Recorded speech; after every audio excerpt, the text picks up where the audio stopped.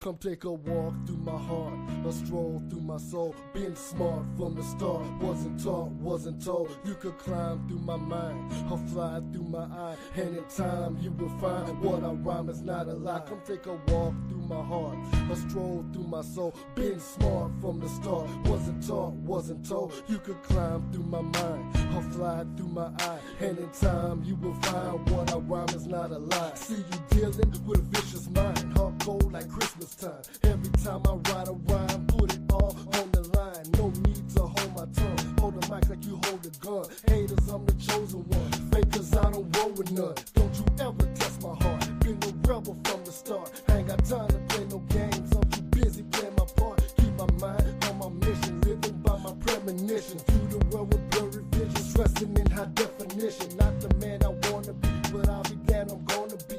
How in the hand I'm gonna see the obstacles in front of me. What you know about sacrifice, and life is far from paradise. My palms that hold a paradise, I stay in clear of parasites. Walking the path unknown to most, the one that I love, I hold them close. Every rhyme I wrote was dope, no jokes, so folks can overdose. Lyrically, I'm legendary, yes, I'm very necessary. Plans to see my adversaries buried in the cemetery. Come take a walk through my heart, a stroll through my soul. Being smart from the start, wasn't taught, wasn't told. You could climb through my mind, or fly through my eye. And in time you will find what I rhyme is not a lie. Come take a walk through my heart, a stroll through my soul. Being smart from the start, wasn't taught, wasn't told. You could climb through my mind, or fly through my eye. And in time you will find what I rhyme is not a lie. You better open the door and let me in. I'm kicking the door off the hinge, the beginning of your end. When you friggin' with my can, oh you wanna be a thief, you're welcome to eternal sleep. This is not considered beef, the beef to me is obsolete. For everything that you stole,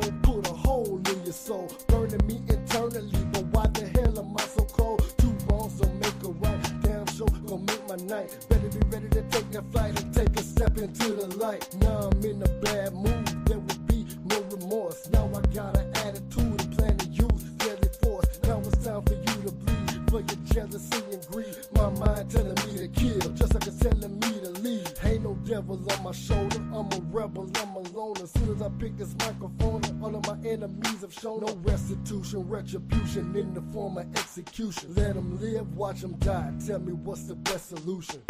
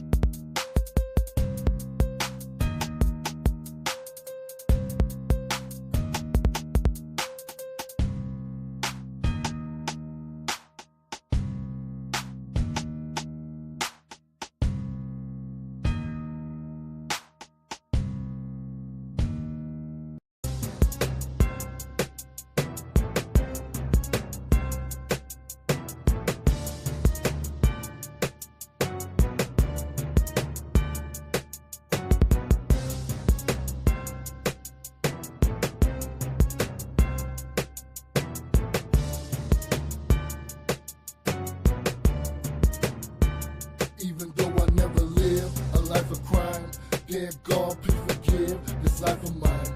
In the past I was blind, but now I see. Dead or alive, I truly wonder what's worse to be.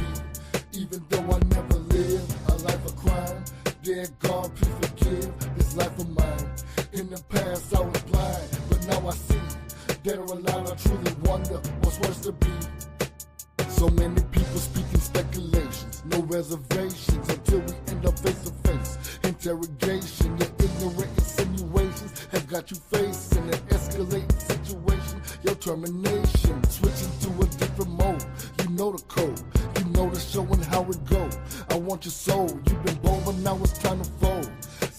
vision getting hot, my heart is getting cold. Out of control, been exposed to so many types. Damn right, I wonder how they sleep at night. To be suffice, the ones that talk behind my back, put on the act, and the ones that say it to my face, put on their back. This reality and far from fiction, no contradiction. Refuse to lose or be a victim. Corrupted system, put my life on the line. Dear God, please forgive me for this life of mine. This life of mine, I never live a life of crime. Dear God, please forgive this life of mine. In the past I was blind, but now I see. Dead or alive, I truly wonder what's worse to be. Even though I never lived a life of crime, dear God, please forgive this life of mine. In the past I was blind, but now I see. Dead or alive, I truly wonder what's worse to be. Guilty by association, incrimination. They fake, they hate, they can't relate. Ain't no relation. They treat me like I don't belong. Discrimination, they acting like I did them wrong. Accusations, I watch the world with wicked eyes to my demise. A look that's so conspicuous, I can't disguise. No mask to cover up my face, I can't conceal. Any time of the day, anywhere, any place, I show the real. No love between me and you, because you fake. I still fulfill the will to live. You sealed your fate. We've been lied to our whole lives. It's time to rise. You standing in my way, you die. No compromise. You supposed to be opposing me? Well, think again. In the end, I still chose revenge. My only friend. Now I see I am no longer blind. Dear God, please forgive me for this life of mine. This life of mine. I never lived a life of crime. Dear God, please forgive this life of mine. In the past I was blind, but now I see. Dead or alive, I truly wonder what's worse to be. Even though I never lived a life of crime, dear God, please forgive this life of mine. In the past I was blind, but now I see. Dead or alive, I truly wonder what's worse to be. Look at this world that we living in, where men and women go to prison in, where we killing for religion in, and we sinning for these dividends. Look at this world that we living in, where men and women go to prison in, where we killing for religion in, and we sinning for these dividends.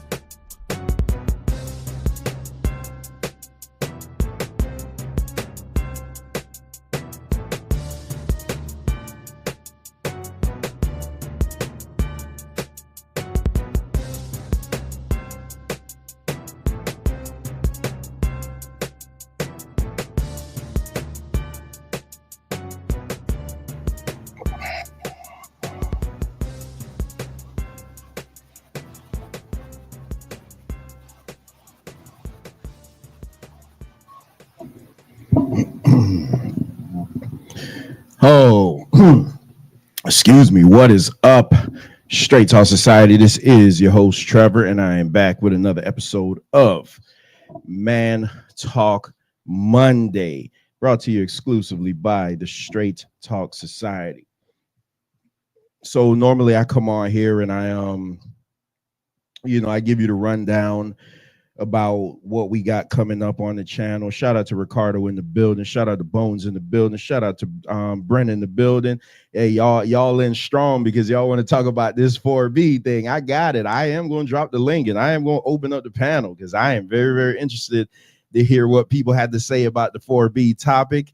I'm not even going to say what I think about it, but we'll get to it later. I do have the Top Notch Princess maybe coming back this week. I know she's at work, so she said she'll try to come in a little later. Then I have another female that wants to join the panel, but they always say they want to come on, but we'll see. I will drop the link in the chat later.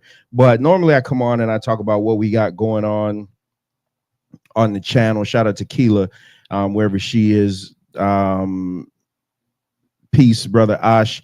I talk about what we got going on the channel and what we got upcoming. But really, we don't have anything coming up because December is coming up and we're about to shut it down for the new year. This is the last Man Talk Monday for the year. I think collectively we all need a break, and just a show in the whole needs a break. The channel in the whole needs a break. There's a lot of things going on. So this is the last Man Talk Monday of the year. That's why I am going to open up the panel for everybody to come on. This is going to be an extended show. I already let my daughter know. There's no 8 o'clock cutoff tonight. We're gonna run a Broadway tonight. So whoever wants to come on, y'all go ahead, and once I drop the link, y'all can come on. Okay, I figured that's who it was, Mike. I blonde moment. I figured that's who it was. We do have something coming up though next Tuesday. Shout out to Venkat in the building. Speaking of Venkat, right on cue. Next Tuesday, producer extraordinaire Venkat and the Tape Fist Politics crew will be doing the I guess this be the second annual Super Duck. Can't believe there's already been two of these. It's crazy. Second annual Super Duck. So they compile all the lame ducks for the year from Tape Fist Politics, and then you give out the ultimate prize, who is the absolute mega duck of the year as according to Tape Fist Politics. So tune into that. That's going to be a lot of fun. That'll be this Tuesday at 6:30. Like I said, everything else is on hiatus. We won't be having the wrestling show. Then this Thursday, speaking of Brother Ash in the building, this Thursday, I think is going to be, if not one of the most powerful debates ever had on this channel. And I'm not just saying this. I think it's probably just going to be one of the most powerful debates, period. Defending 2023 champion Stacey Mobley will be taking on the newcomer, Brother Ash Rakad, that you see in the chat. In a very, very interesting debate topic. And the topic of that debate is, will the Israelites enslave the Gentiles in the kingdom? And the kingdom that we're talking about is the kingdom of God. So that right there should just make you be like, oh my goodness, what the hell is going on there? So that debate is next Thursday on the 5th. So that debate is the 5th. So you have Tape Fist Politics Super Duck on the 3rd. You have the debate on the 5th. And then if I'm not mistaken, the MMA brothers have a UFC 310 preview and review show. And that's it. Outside of the Dolphin shows that we'll be dropping after the Dolphin games. I do plan on doing a review after the Dolphins Green Bay game, since that'll be on Thanksgiving and I'll be up anyway. So with all that being said, man, just tune into the channel. We do have a great one for you tonight. Hopefully I see Mike in the building, so hopefully we're back at full strength. Wayne, I know Kev will be by later. But before we get into that, I did want to use this time just to have a heart-to-heart. You guys know I always use this time to tell you what's going on in the channel, but not much is going on in the channel right now. So we're going into Thanksgiving, and regardless if you celebrate or not, that's fine. But normally Thanksgiving is a time where families get together and, they talk about what they're thankful for. Never have I ever said that I celebrate Thanksgiving for the spirit of what Thanksgiving is. I don't care about what Thanksgiving is, the holiday itself. Because I'm not even going to get into that. I don't care about the holiday of Thanksgiving, but it is a time set aside where most people can get off of work. The families can get together. People that you haven't seen in a long time, they could, they get together and things like that. Then you have Christmas the following month, which again, I don't celebrate Christmas for the reason why people celebrate Christmas. But that's another thing. We can get into that if you want. It's just a time where family gets together and everyone can, your family just gets together because, we're all spread abroad. Everybody doesn't live places, when you grow up, some people will go there, some people will go there, some people move out of the state. You don't see your family members as much as you like to. Hell, you don't see your friends as much as you'd like to. So you have certain times in the year where most people are off of work. I know I'll be off of work. Most people are off work, and then you get a chance to, just kick back and enjoy one another's time. So, but it's not, it is not, what's the word I'm looking for? I'm not ignorant to the fact that this is a hard time for a lot of people. And I'm not even talking about financial. That's one thing, you know, I hope everybody pulls through. But this is a hard time. Shout out to MD, the political prophet in the building. MD, the link will be in the chat later on if you want to talk about this 4B movement, because I think we're gonna get down and dirty with that later on. But it's not lost on me that this is a hard time for a lot of people. Last week, I didn't even realize last week was a 3-year death anniversary of my mentor, basically. The guy that, it's funny, the guy that basically called the king out of me. You guys always hear me talk about my dad, and everybody knows how I feel about my dad. I think my dad is the greatest human being walking the earth. But it wasn't until I got married when my dad finally affirmed me. This guy that I'm talking about in particular, he affirmed me way before that. He called the king out of me probably a year after he met me. And it's, you know, we call his Uncle Randall, family member.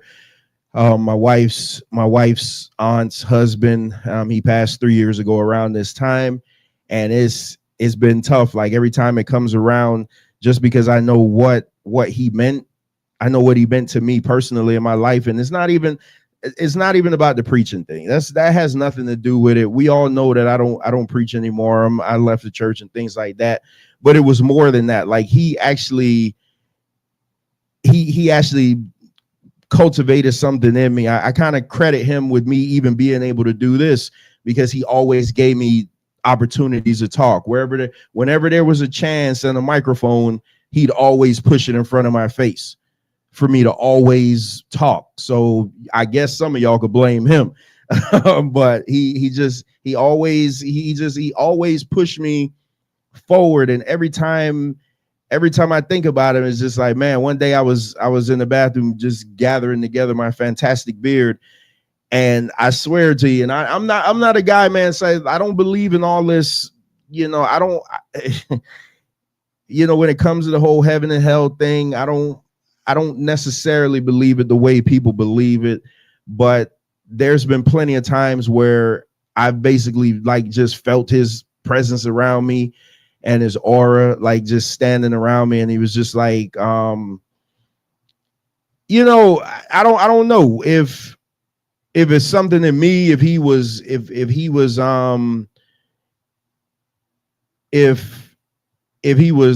proud, or if that makes sense. You know, I don't know, because the last time I talked to him, he wasn't able to talk. He was, you know, he had tubes going in his mouth, and he was it was close to the end. But when I was telling him what I was telling him, he looked at me and he gave me those looks. Yeah, Bones, I agree, man. Miss him a lot, man. He was the real, I'm telling you, man, he was the real one, man. He was the real one. But he just looked at me kind of like that I understand thing. And I'm gonna tell you, man, shit in the family since he's been gone has been real weird. And I'll leave it right there. Peace to the queen of the Straight Talk Society. See, she says she's missed him so much too. I'm telling you, man, you know, you always have the glue of the family. Like you always had that one person in the family that as long as they're around, you always know things will be okay. And that was him. Because even though he was a pastor, he wasn't like one of those type of pastors that couldn't be around you. If he was sitting next to me right now with this in my cup, and this is not apple juice, this is Long Island. When I tell you tonight's gonna be a night, we're gonna get into it tonight. So I got Long Island in my cup tonight because it's gonna be that night. This is the last one for the year. It's gonna be that type of night. He was just one of those guys that just so down to earth. Like I remember when I first met him, you know, and he just wanted to know about me. He didn't care about, you know, my religious affiliation or anything like that. He just wanted to know about me. This was a guy that took me to funerals. Like literally, he'd be officiating funerals and he'd take me to the funerals just to teach me how to be there to console the family and things like that. So as he's on the pulpit doing the funeral services, I'd be up there with him. and afterwards we'd be comforting the family at the gravesite and things like that. I learned how to do all of that, man.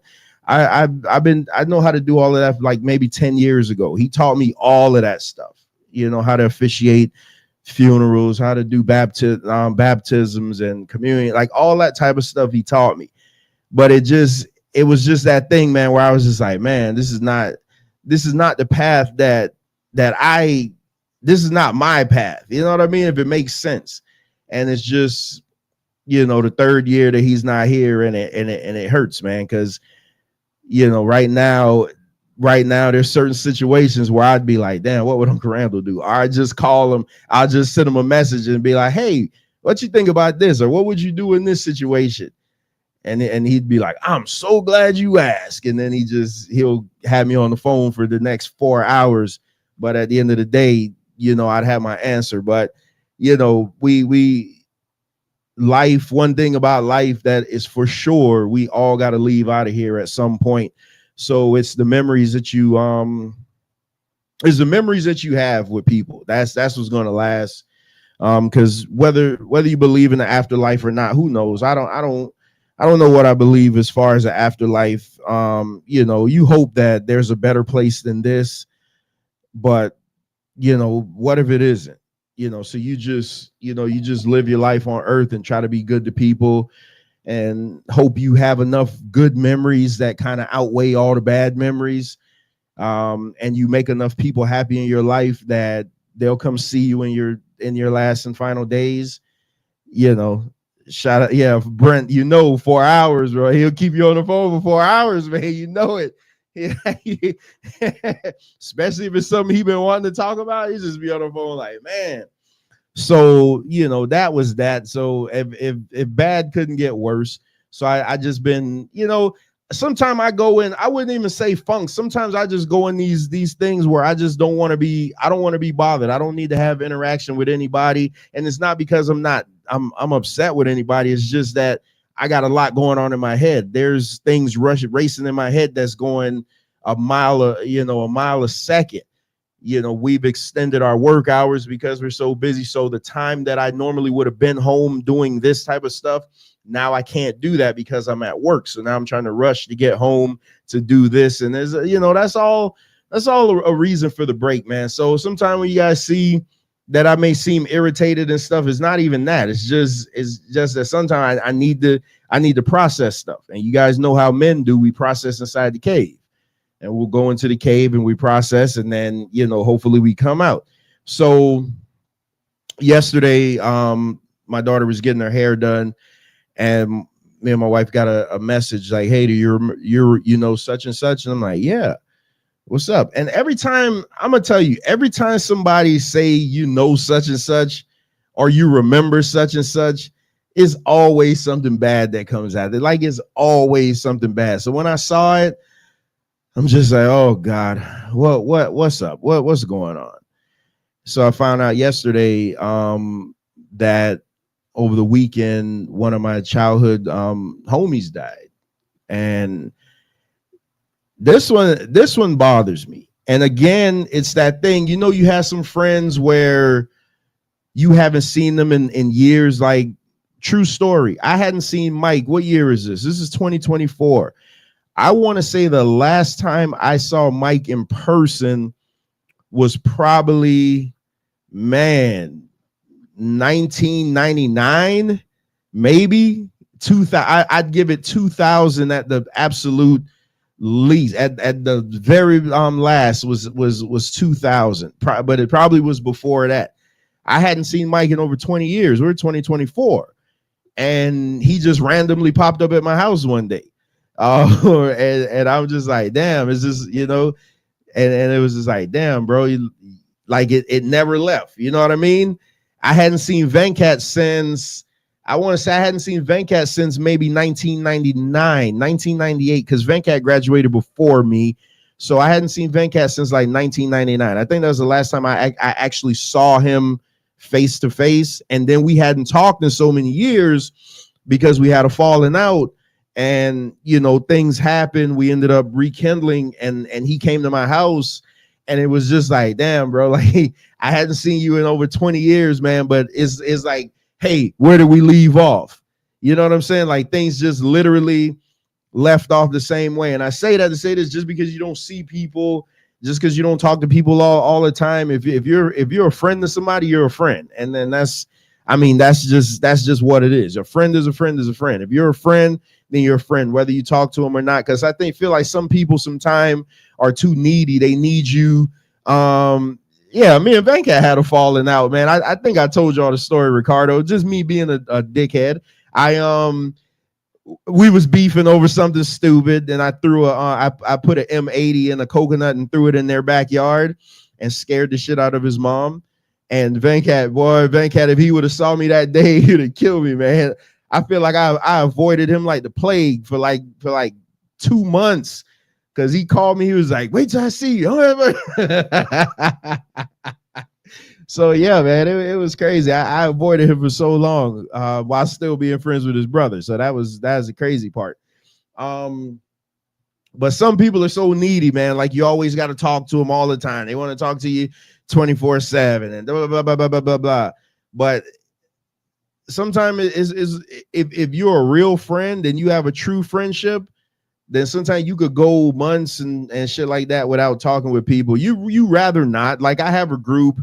I have a secret society group where, you know, we tried to get together at least, you know, every quarter, but we weren't able to do it. But that doesn't mean that we hate each other, that we don't talk to each other. We understand.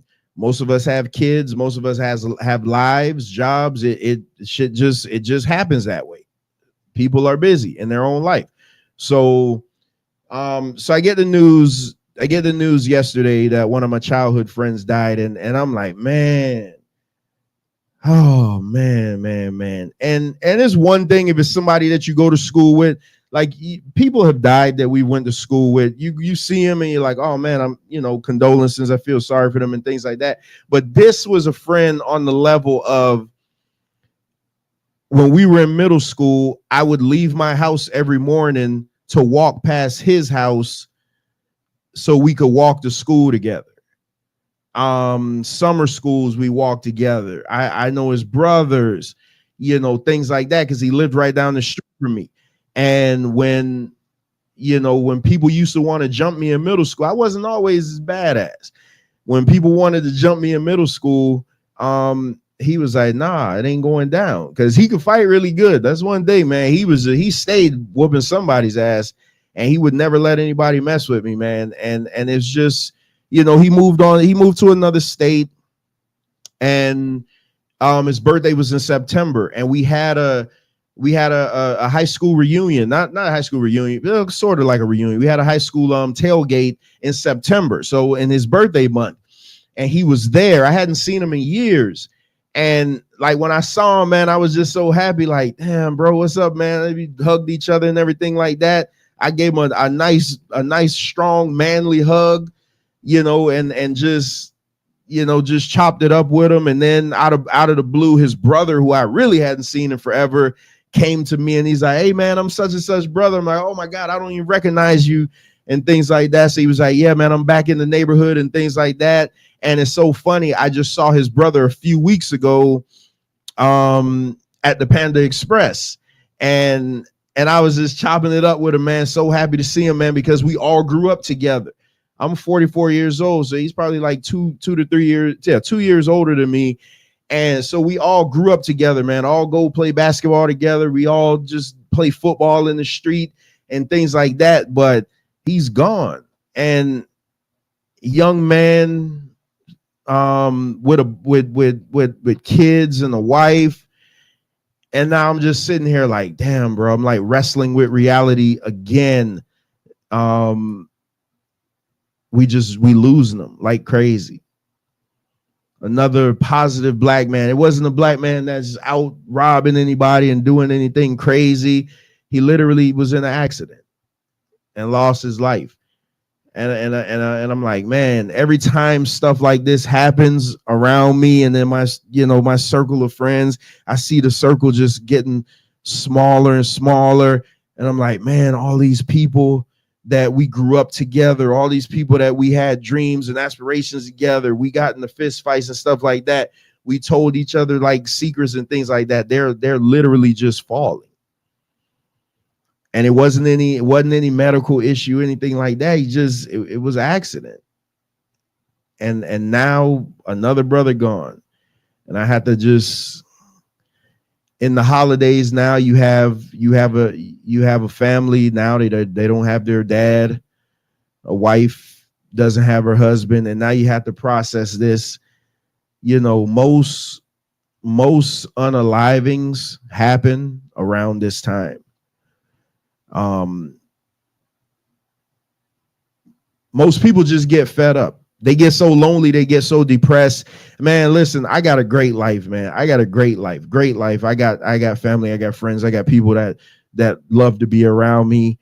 You know, things like that. But there's people that don't have that. And they struggle around the holiday times because you don't understand, man, when you're taking the pictures with the matching pajamas and stuff like that, which we're going to do because wifey already got them.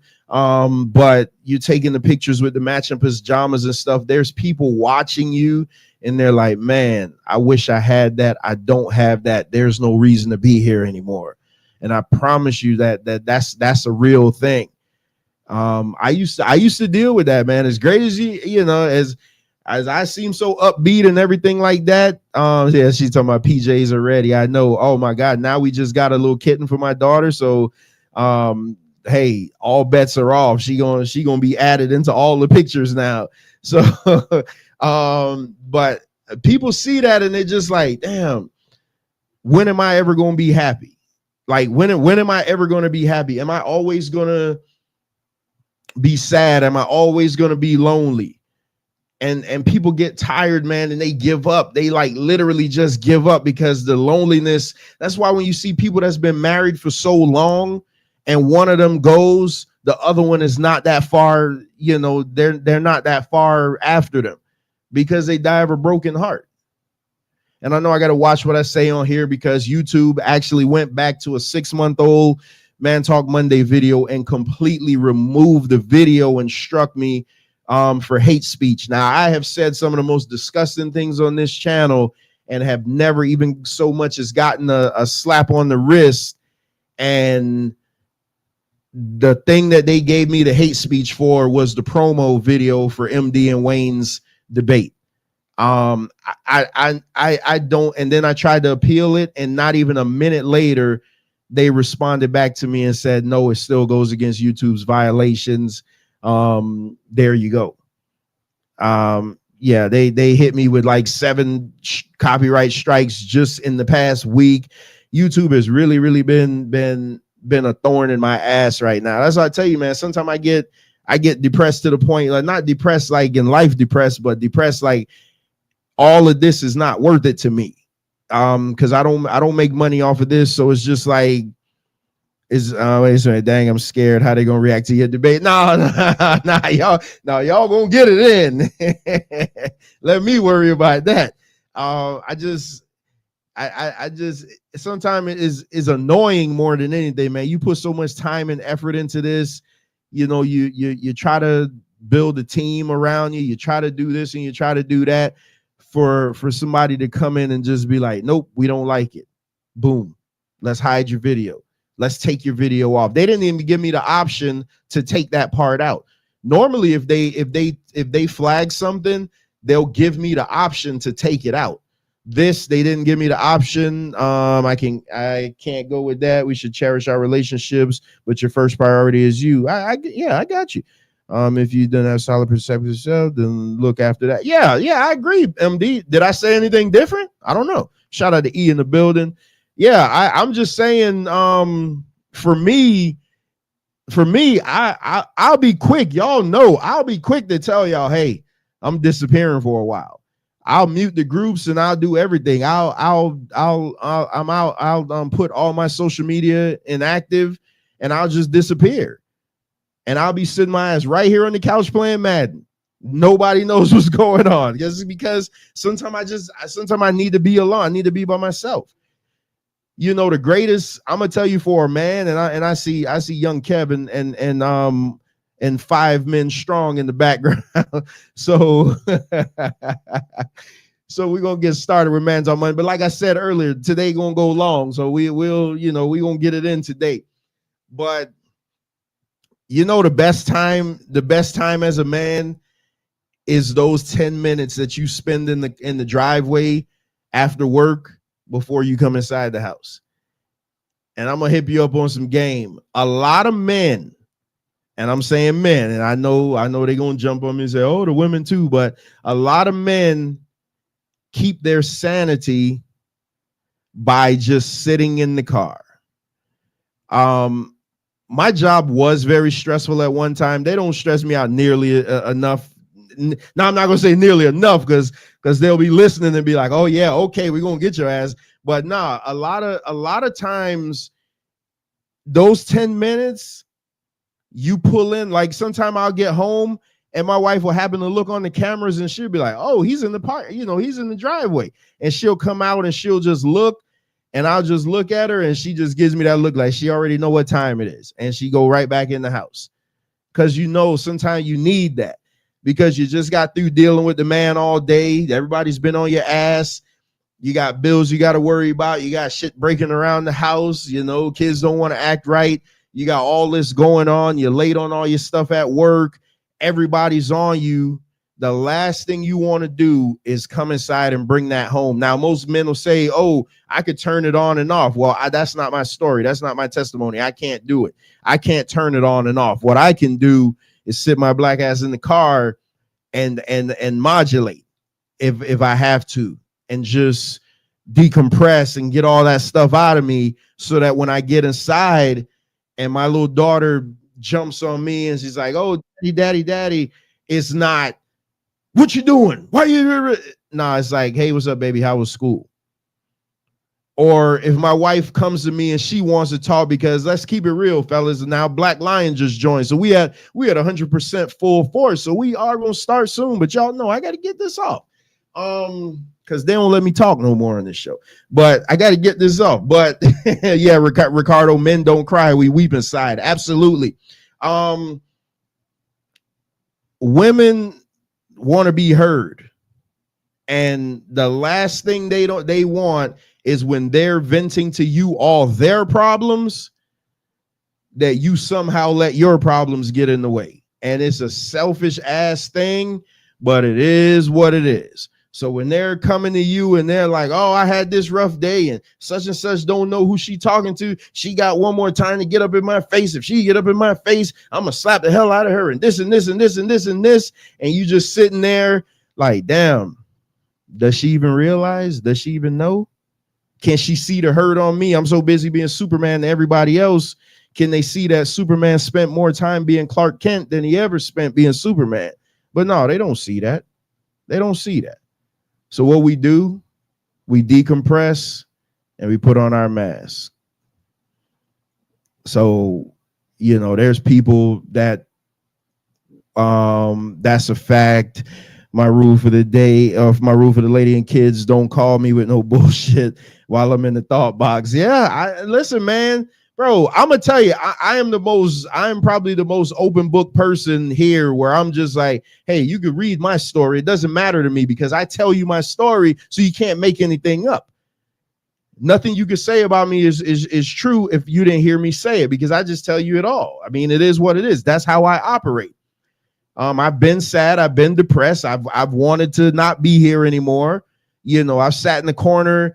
I sat on the corner a New Year's night one time. I had just got out of an 8-year relationship, cried myself to sleep, and I vowed that I would never, ever, ever be lonely again. A year later, me and Nene re-met, and the rest is history.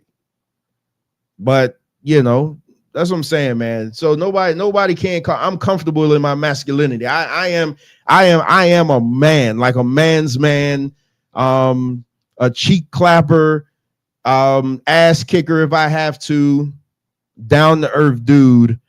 I appreciate that, Van Cat, but I am a man, but I am vulnerable.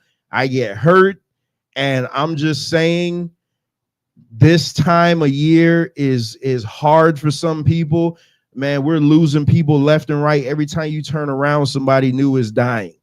And the funny thing about it is okay when it was a guy in another state that you didn't know, but now it's getting closer and closer to you.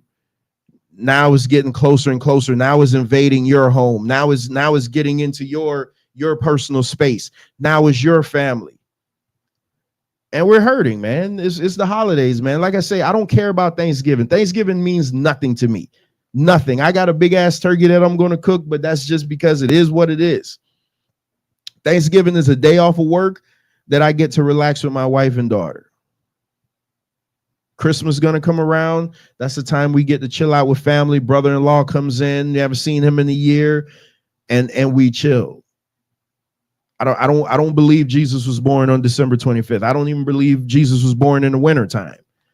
You know, so I don't celebrate Christmas for what it's celebrated for across the world. It is a time where most people are off work and most people get a chance to be with one another. But I just say this in closing, man, just be mindful of the people that lost loved ones recently. Be mindful of the people that lost loved ones years ago. And they deal with it every year. If you always grow up always having this person with you every holiday, and then those holidays start to become more and more, and that person's not around, that shit eats a part of what that part eats away at you, man. I'm telling you, man, I'm still not right that my stepmom's gone. My stepmom died in 2001. My stepmom died in 2001. Not even my real mom. She didn't birth me. But I still, every February when her birthday comes around, I'm always like, God, I wonder would she be proud of me? Like, man, she'd love to meet my wife. She'd love to meet my daughter. And I got a relationship with my birth mom. But I care more about my stepmom because my stepmom raised me as a kid. That's what I'm telling you, man. Some people deal with some hurt and shit that, and we got to stop being so ignorant and just think that everything is all cool and all that type of shit, and realize you gotta feel it, and you gotta be able to bear the infirmities of the weak. That's scripture. Let the strong bear the infirmities of the weak. Sometimes people are hurting, man, and that's all I gotta say. On the other side, because I'm full force today. Mike is back. On the other side, we'll be back with what you guys came to see. An extended version. Oh, man, I ran my mouse so long, my mouse turned off on me. An extended version of Man Talk Monday, right on the other side.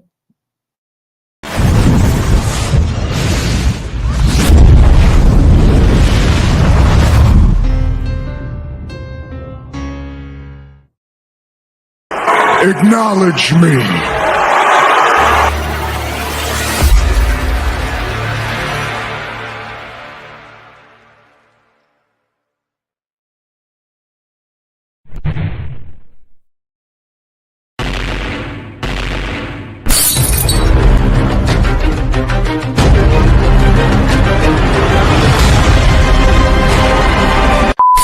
Come take a walk through my heart, a stroll through my soul. Being smart from the start, wasn't taught, wasn't told. You could climb through my mind, or fly through my eye, and in time you will find what I rhyme is not a lie. Come take a walk through my heart, a stroll through my soul. Being smart from the start, wasn't taught, wasn't told. You could climb through my mind, or fly through my eye, and in time you will find what I rhyme is not a lie. See you dealing with a vicious mind, heart cold like Christmas time. Every time I write a rhyme, put it all on the line. No need to hold my tongue, hold the mic like you hold a gun. Haters, I'm the chosen one, fakers, I don't roll with none. Don't you ever test my heart, been a rebel from the start. I ain't got time to play no games, I'm too busy playing my part. Keep my mind on my mission, living by my premonition. Through the world with blurry vision, stressing in high definition. Walking the path unknown to most, the ones that I love, I hold them close. Every rhyme I wrote was dope, no jokes, so folks can overdose. Lyrically, I'm legendary, yes, I'm very necessary. Fast to see my adversary buried in the cemetery. Man Talk Monday. Yeah. Straight Talk Sessions live. You're gonna acknowledge me. It's Monday. It's Man Talk Monday. Bad times don't last, but bad guys do.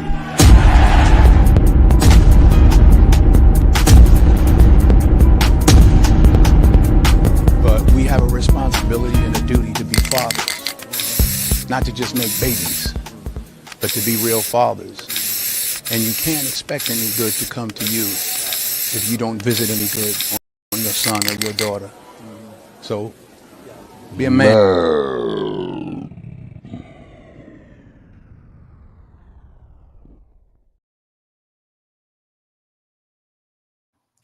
We are live. That was my longest intro ever, but I told y'all it was gonna be.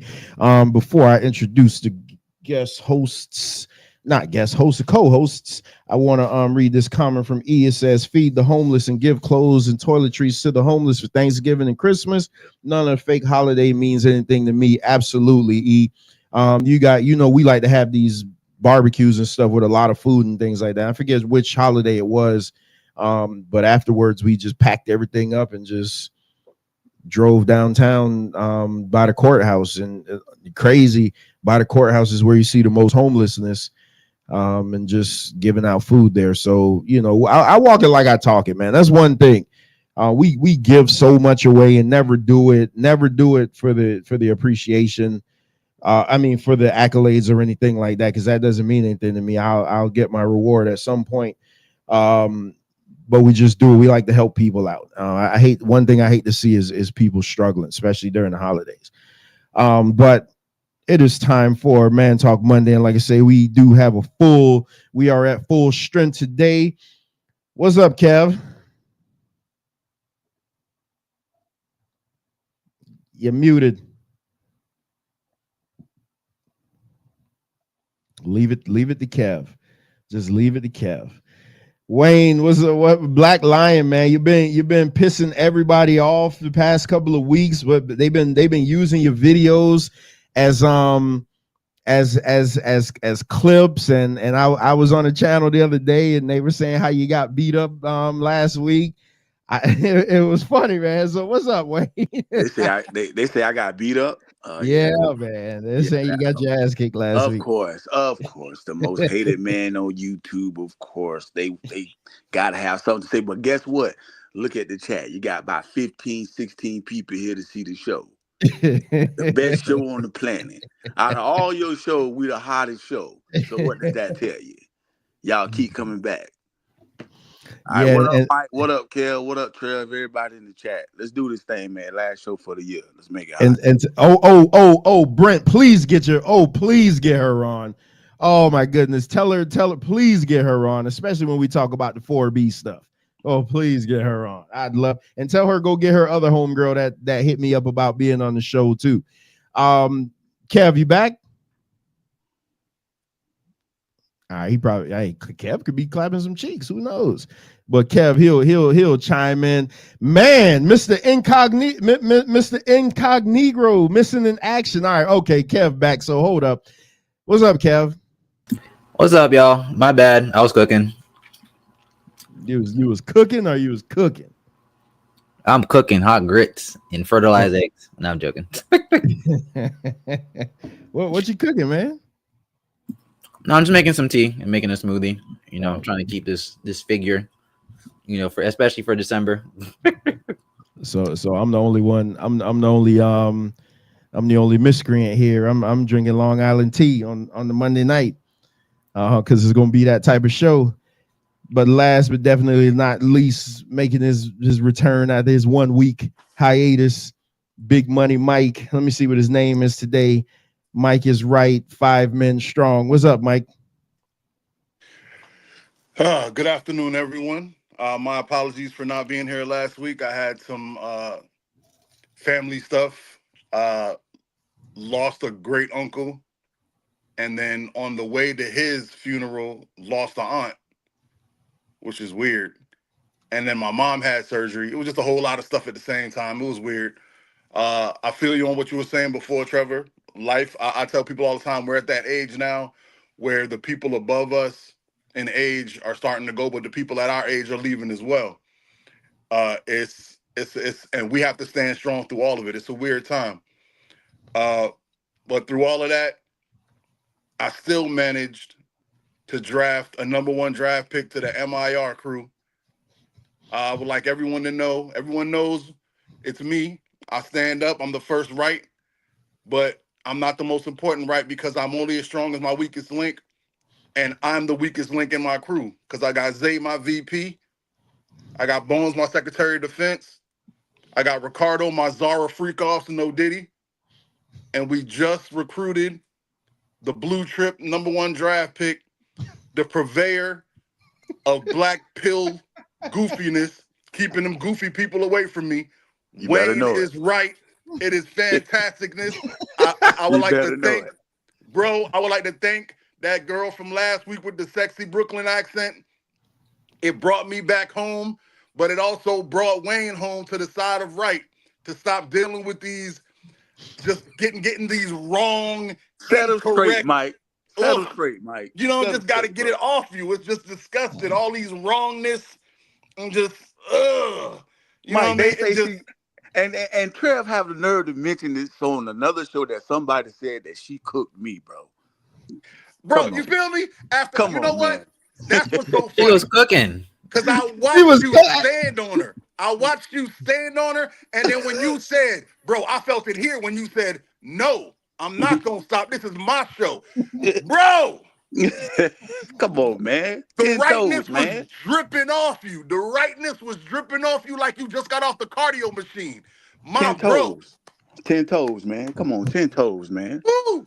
I got 4 brothers with me. Every one of them solid. Ricardo a little more solid than some people when girls around, but we're going to keep him over there. We're going to keep him over there. We a solid crew.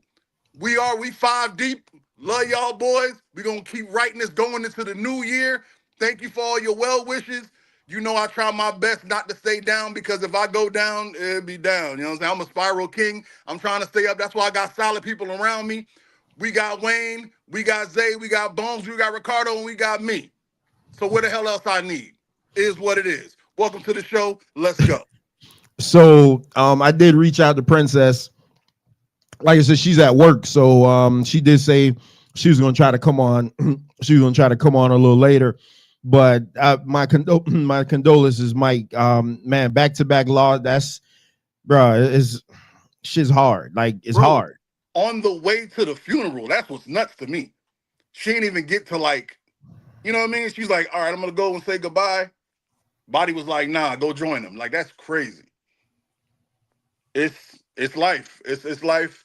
I think one of my Man. strongest superpowers is being able to compartmentalize, but it's not always the healthiest thing because like you got the show in the beginning where you get to get all that stuff out. I just put it in the corner and try to move on, and then later on I'm gonna break down or I'm gonna die. Something's gonna happen. I don't know. That's why I got to keep my right boys around me. Like today, I was knocked out. I got off of work at 6 a.m. this morning, and I literally woke up at 1. No, I didn't even wake up. I got a call at 1 where Wayne said, "You better not miss the show," and then I was like, "All right," went back to sleep and woke up at 6. I don't know what it is. I'm just drained lately, so I got to keep the rightness around me to keep my spirits up. That's why I got my Brave hat on today because I'm gonna stay brave. No Atlanta. My apologies, Wayne. So All good. Zay said she was cooking her damn self. Wayne held it down so hard I almost felt depressed. So just so you guys know, let you a little inside baseball. Certain shows, when we have certain topics or certain things happen, I send out certain feelers to certain people. Like I have a group that reports back to me and tell me what they liked, what they didn't like, and I just gauge things off of that. So it was pretty, I say 60-40, weighing more to Princess. And that could just be because people just don't like Wayne, which is fine because I'm glad that lately he's been actually embracing it more. So here's my here's my whole thing with that. Anybody that's going to come up here, because I did go back and I listened to it, and so I don't disagree. I don't disagree with the back and forth banter. I never disagree with that. But I will say, anybody that's going to come up here, if you're not one of these four faces up here, you only got a certain time to get your shit off, and then when they go, you got to be quiet. Unfortunately, StreamYard, if I mute somebody, they could easily unmute themselves. That's a terrible flaw in the StreamYard design. If I mute somebody, they should stay muted. But you know, nevertheless, and you guys know when women come up, I always like to banter with the women, because the women come up here with a different perspective. 9 out of 10, our chat is gonna agree with the fellas. So I'd like to have somebody come up and not agree, because it always just makes for a better time. But you guys do have to realize you can't just go on and on and on and on. You know, so that's where we are with that. But let's get in. Shout out to Eddie Israel in the building, man. What's up, Eddie? I haven't seen you in a while, man. Hope everything is all right. So let's get into today's show. Like I say, we're gonna go in a little overtime just because I'm expecting some female. Hey, and by the way, too, because I think Mike said this. I'm pretty sure Mike has said this. Like, if you women come over, you have to understand, because it's like if Mike went over to a panel that was full of women bashing men, he'd have to take. He knows that he's going over there to get beat up. He can't in good conscience know that he gonna go over there and say something that they gonna agree with him on. So if anybody comes over here and you disagree, just know I'll let you up. I got zero problem letting you up, but just know you coming into the Terror Dome, and they're protecting home court, home field, just like the Miami football Dolphins protecting home field. Putting the beats on people. So, but that's how it is. So let's get into the first. Let's get into the first thing. I'm gonna save the B4 thing for later, because I'm trying to see if Brent can get his wife on, because I really want her to sound off on that, and I'm expecting 2 other sisters if they accept the invitation. So let's get into this first. Let's get into this first video. This was something that Wayne had sent last week that I wanted to get into, but we weren't able to get into it. So let's get into it now. Where is it? All right, here we go. 4B movement. That one, wrong one. Do a lot if we really feeling you. It's the ones we don't like. We make them do it all. So you ain't like your husband.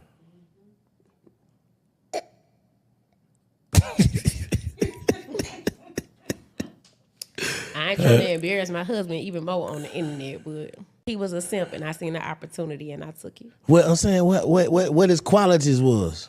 I mean, for one, he accepted the fact that I have 3 kids. So you got 3 kids too? I have 3 children. And a nigga supposed to come with the bag? They supposed to come. And that's why you have to have a bag. Yeah. Like, you got to take care of me and my kids. So, like, you automatically get these responsibilities? Yes. Stop playing. I'm not playing. And how many niggas doing this? I have between 2 or 3. I'm saying, how many have you ran into in life? Okay, so let's say I run into 100 dudes. Probably about 4 of them. Yeah, they're about the odds. Mm-hmm. I fuck with that now. Probably about 4 of them. They're about the odds. All right. I ain't even gonna lie. Yeah, that's not. Yeah, no. So that kind of sound like you are delusional. You just catching. It's just a sucker born every day. Basically. Yeah, because you know what I'm saying. A nigga that's. So you ain't never caught no nigga that's worth something doing that though. Am I kidding? I probably have one. See, the way this game work is, you have to get with a man who ain't used to dating bad.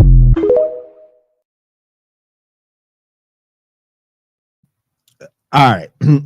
Since That Wayne, delicious. Since Mike hadn't been here in a week, I'm gonna start with Mike. I just want to say this one thing, and I'm gonna back out.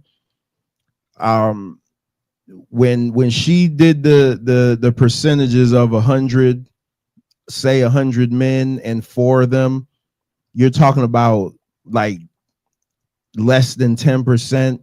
She killed herself right there. All right, go ahead, Mike. All right. This is what you got to understand. When she's saying 4 out of 100, she's talking about guys that's outside. People always mess these percentages up. I say it all the time. 20% of the men have 80% of the babies. That's straight from the Godfather and from the government statistics. All right. Most dudes ain't getting no draws. Most dudes ain't getting no draws, or might have a chance to get one baby, maybe. Right. This chick is a national treasure. I would like her to go on a speaking tour because she is fantastic. She is literally the embodiment of what I say on the show regularly, and people look at me like I'm out my mind. Okay? She is there to show these women that Mike is right. I'm not lying. I told you these chicks exist. I told you they real. Women look at me and go, ain't no woman I know like that. Ain't no woman in my circle like that. And I say, your circle is special. The majority of these chicks out here are just like that. They look at me and go, I don't know what chicks you're messing with. There she go. That's them. That's them. And the other half is men. These dudes who out here, especially these lames talking about, women are the queens. They're really out here. They just want, well, you think a woman's really out here trying to hurt guys? You think she's really out here trying to have a whole phase and then find somebody to pick up the pieces? Mike, you can't be right. That's not true. Nigga, that's her. She right there. I ain't never met her a day in my life, and that's her. And if I know it, that means, guess what? There's more. There's a plethora. They're all out there. They want to go out, have their whole phase, have their 3 babies by Future in them, and then come back and have you take care of them. Now, don't get me wrong. I ain't got no beef with single moms. I don't. People love to talk about, oh, what you hating on? No, I don't hate on single moms. I married a single mom. You know, but I tell people all the time, hey, there has to be sexual discipline shown over time. Okay? I was talking to my boy Kevin right down there about this. If you got this chick, we showed the thing on all right, I'll try to go fast. I know Trevor hate when I start talking long. He can't 2x me in real life. So you feel me? And it's the truth. So if a woman has 60 bodies, right? She got 60 bodies and she's 40 years old.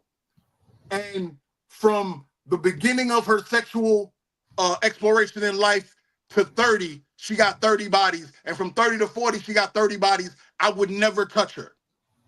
I wouldn't touch her because that means you've been falling for the same lame game your entire life. You've been doing the same dude's been telling you, damn girl, you special. Damn girl, I ain't never felt this way about nobody till I met you.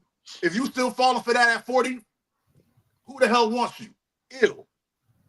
That means you're going to be with me, and then a dude's going to come talk to you and be like, who, you messing with him? Man, that dude ain't like me. Guess what? I've used that before. It works. He ain't me, and I smashed your girl. I did it to a dude I went to school with. The same dude who said, you can't have no girl like me. Nigga, I get your girl. There's dudes out there who all they want is to get you to hurt him. I was that dude in my 20s. I'm trying to keep it a buck. Everybody act like I keep it a buck. There's still 2 dudes out there who I ain't get their girl yet, and I'm still single. Keep playing with me. I'm going to find her. Just off of spite. And I'm telling you, there's men out there who are like that. There's women out there who are like that as well. I'm coming from a place of knowledge. I'm not talking what I don't know. So for you people out there who think, oh man, these women are out here, they're all out here for love, and there's women out here who are just trying to make sure at 60 when you die, she got a bag coming because they know they're going to outlive us. There are women out there who think about the guy who's the man of their dreams, but they like, I can't get him. Let me go ahead and get this dude. So at least if he gets tired of me, I can get alimony. There's women who think long term. You idiots out here thinking with your heart, you're going to be the first ones to get roped up and laughed at. I promise you. I promise you. Stand up, be men, know that women are just old. And I hired him and he just got recruited as as one of us. He knows what dirt bags are. Wayne will tell you, women are just as horrible as we are. all the stuff I just said about myself, there's still 2 guys out there that I'm trying to get out of spite. There's women out there just like me. I'm friends with one of them. She tell me all the time, that dude tried me in middle school. I can't wait to get him back. And she's 42. Keep thinking. So hold on real quick, because y'all always throw these little breadcrumbs out there. You know I'm a bite on it. I want to go back. But first of all, so we talk about Kev being the caper. Just look down in the chat. I'm gonna just say D-Lock. So he says, I encourage y'all to look at the entire 2-hour video. Y'all will get where she's coming from. I don't care where she's coming from. She could be coming from Jerusalem. I don't care. See, no, real talk. See, D is who I'm talking about. Hey, she could have said kumbaya in the beginning and praise the Lord at the end. If in the middle she said my husband is a simp because I had all them kids and I trapped them, it don't matter what you said around that. It don't matter.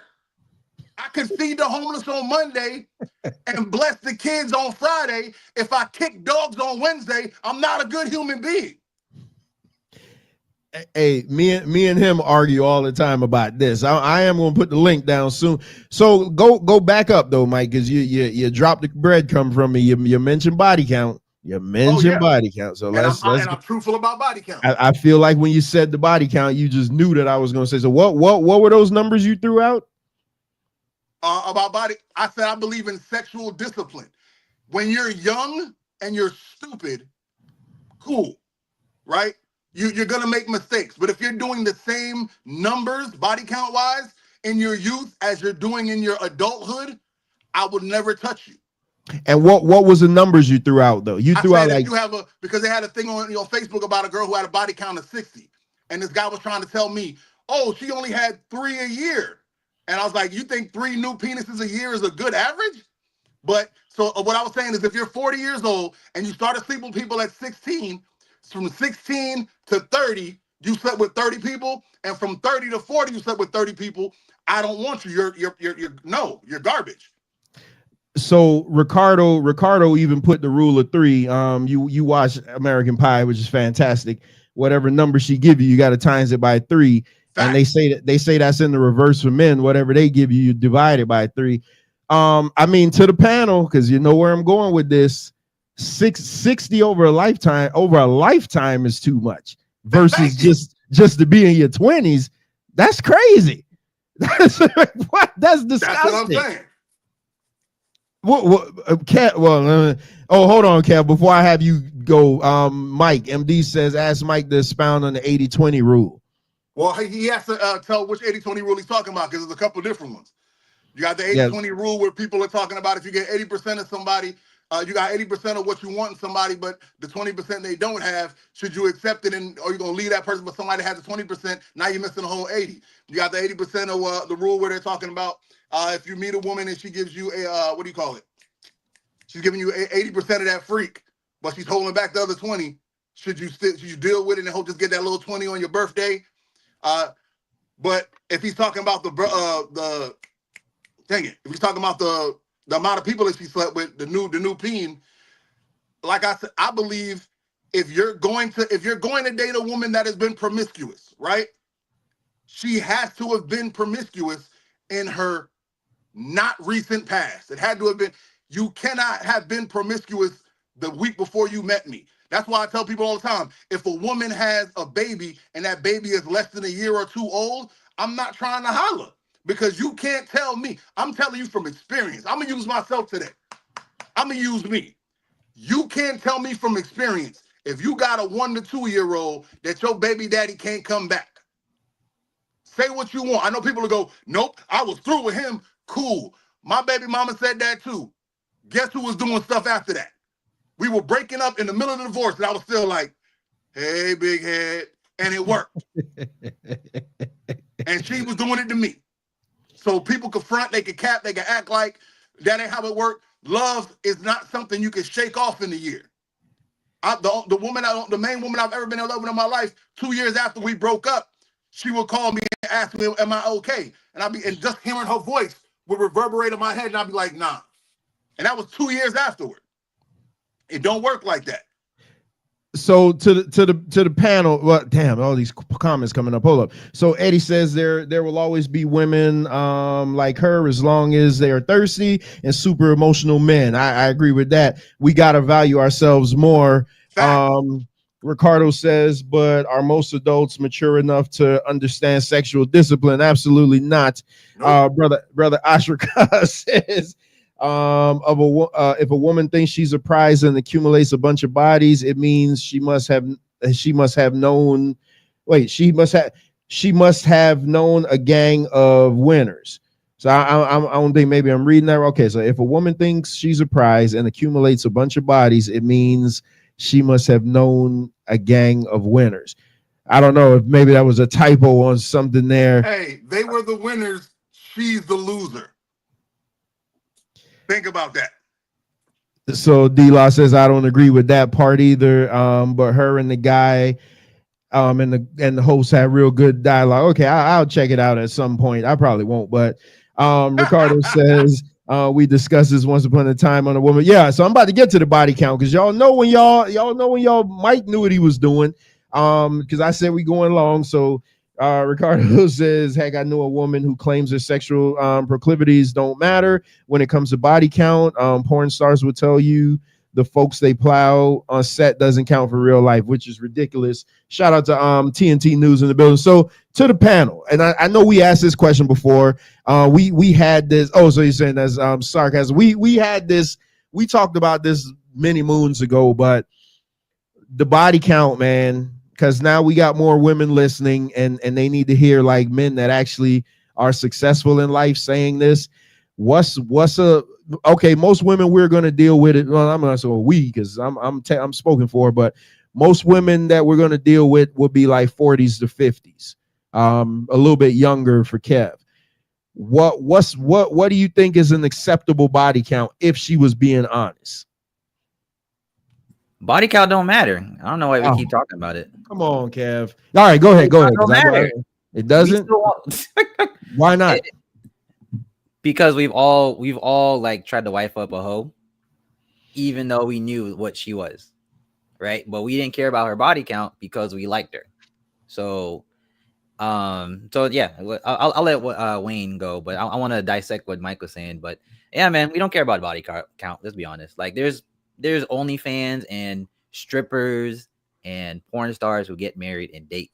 And you guys coming all right, up Kev, hold on. Let me just interject. Wait, hold on. Let me just interject. Just one thing, Kev. We're not talking about who you would smash. That's totally different.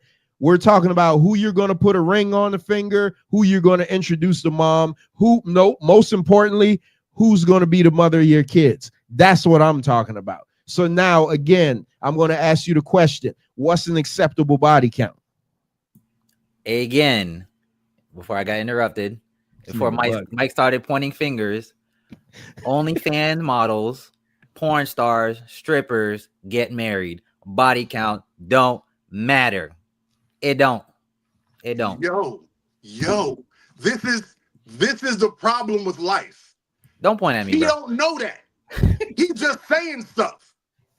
Hey, you do understand. Oh, I wish I remember the number. I think it's 3 out of 5 black women are not married. I think it's it's something like that. But women in their 40s, they're not married. I think I'm gonna go look at, because I watched the whole program about it. How especially professional women, they're not finding husbands because men are not attracted to their aggressive natures. Yo, I promise you, professional women and adult thoughts, and when I say adult, I mean over the age of 30, old thoughts, they're not getting wifed. The only ones, when I'm speaking about whores or I'm speaking about people with whore tendencies, I'm talking about regular people. If Beyonce, excuse me, Miss Carter, no disrespect, if Beyonce was a whore, a top shelf whore, she would find a husband because she looks like Beyonce.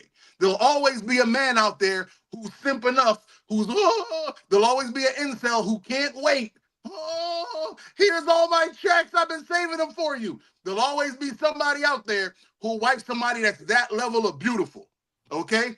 The problem is the majority of women think they're that level of beautiful. You're not. You're not. Most of y'all are 6.5 to That's 7. harsh. I don't That like is that. not harsh. I'm not even I that. I'm a 3.5. I gotta push back, bro. I No, gotta it's push not. back. It's I the gotta truth. push back, See, bro. hey, this is the problem with y'all. This is why every day in the chat room, I put pictures of women and I say, she's a 5. I say, without makeup, she's a 4. That's why I do it. Because men like you look at women in makeup with all their clothes and they super tight this and they gym this, and you go, oh, she's a dime. And I go, no, she's not. For every chick you think is a dime, there's a man that wake up next to her at home going, if this 7 heifer don't shut up, I'm sick of her talking. Sure. They're not dimes. They all think they're dimes. They all They're walk quarters. around thinking, I'm a 10. They're worth more. I'm a 10. You're not. I'm not. Yo, I tell people all the time, I start with myself. I ain't no 5. I ain't no 7. I'm a regular chubby goofy dude. I just happen to have a personality that attracts some women. That's it. I'm honest with myself. Nigga, you That's need to it. love yourself, bro. You need to love It ain't yourself, got Mike. this You're what I'm more saying. than you're It more has than nothing that, to bro. do with whether I love myself or not. I love me enough to tell me the truth. It's Mike is right, not You Mike is pissing me off, polite. man. It's Mike is right, not Mike is polite. You're I'm a not catch. trying to be nice. I tell the truth. You're a catch, bro. You're worth more than that, bro. And you pissing me off with your low self-esteem. Love It's yourself, not about nigga. self-esteem. Yo, so hold up. You know who Quasimodo is? What's up? You had Do a you daddy. know who Quasimodo is? You had a Yeah, daddy. of course. All right. So Quasimodo got a humpback and he walking around with pimples and pustules. He wants to walk around saying he a 10? He pulled a baddie, but he still ain't a 10? You think Jay-Z is a 10 to himself? Jay-Z look like a camel. Who But he cares? got Joe, a baddie he and look he like a the cigarette. He look billionaire. like the guy on the cigarette box. Facts. Joe. Facts. He ain't To lying you. to himself. People To think you, sure. Rihanna's not a 10. Rihanna's forehead bigger than the show. Nigga, I love that Her forehead. You forehead bugging. itself. Okay? And Nicki Minaj is regular degular. All these chicks that these guys be worshiping are regular degular. Thank you. She called herself a 7. If you really honest with yourself, 10s, in the words of the Godfather, Kelly Rowland is a 10. I've seen Kelly Rowland with no makeup. Nigga, I would sell 3 Kelly cousins Rowland and is the 4. most beautiful Destiny Child member by far. Bro, Bro. I would sell 3 cousins and 2 best friends for the rest of Kelly Rowland's life with me. And that's at the age she's at now. So I like That how you chick's invalidated fine. your argument because you're saying if regular degular girls can get married, you don't have to be a 10. So why you keep bringing that up? No, you're not. See, this is, hey, I'm glad you said that. Everybody in the chat, after this, I'm going to stop arguing with Kevin because this is what he does. This is what he does in the chat.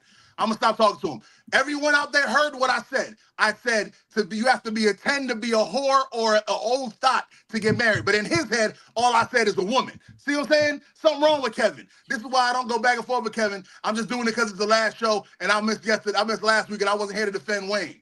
And Wayne ain't talking a while. Go ahead, let Wayne get off. Pause. Yeah, I like But hold on, because Kev wanted to dissect the simp. He ain't gonna dissect nothing. But hold on, and this is what I love though, because you got the brother Eddie and you got the brother Ash in here, and those are the brothers I know from the Bible, the Bible circuit. But they live and direct in the chat because again, Man Talk Monday, you see the picture in the background, you can't really see it good, but is of men in the barbershop. That is what this is. This is nothing but barbershop talk here. So I do appreciate them for coming through. So go ahead and dissect what you wanted to, Kevin, and so Wayne could get on, so he could extol some more of that hate. You mean love, but anyways. So when Mike was love talking, like Diddy. yeah. So I gotta admit, Mike really dissected it very well when he first went. Now one thing I gotta say is that when it comes to just marriage in general, like when it comes to men, and I'm talking to the ladies, when it comes to men, until men get it together, listen, keep playing the odds, bro. Like 4 to 100, and you get all your bills paid, you get your kids taken care of. Because guess what? All you need is just one. All you need is one good investment in your future, and you're good. So in this case, she's a beautiful black queen. She's got great coochie, and I've said this before in previous podcasts. Coochie is a appreciating investment to where it even survives inflation. So, So I because do of agree that, with you on that one. I do agree with you. So exactly. hold on. No, sir. No, sir. You don't. Hold on, because I want to bring it back because this is the second time Mike mentioned her, and now Kev just brought her up. What would y'all rate her? Who? I give her a solid. With or without makeup? The sister that was talking about the Simps. With or without makeup? Well, It how you only see her? counts without makeup. Yeah, how you see her though? You gotta just based off of what you see. I don't like her weight, but I like her face. I give her a nice 7.5.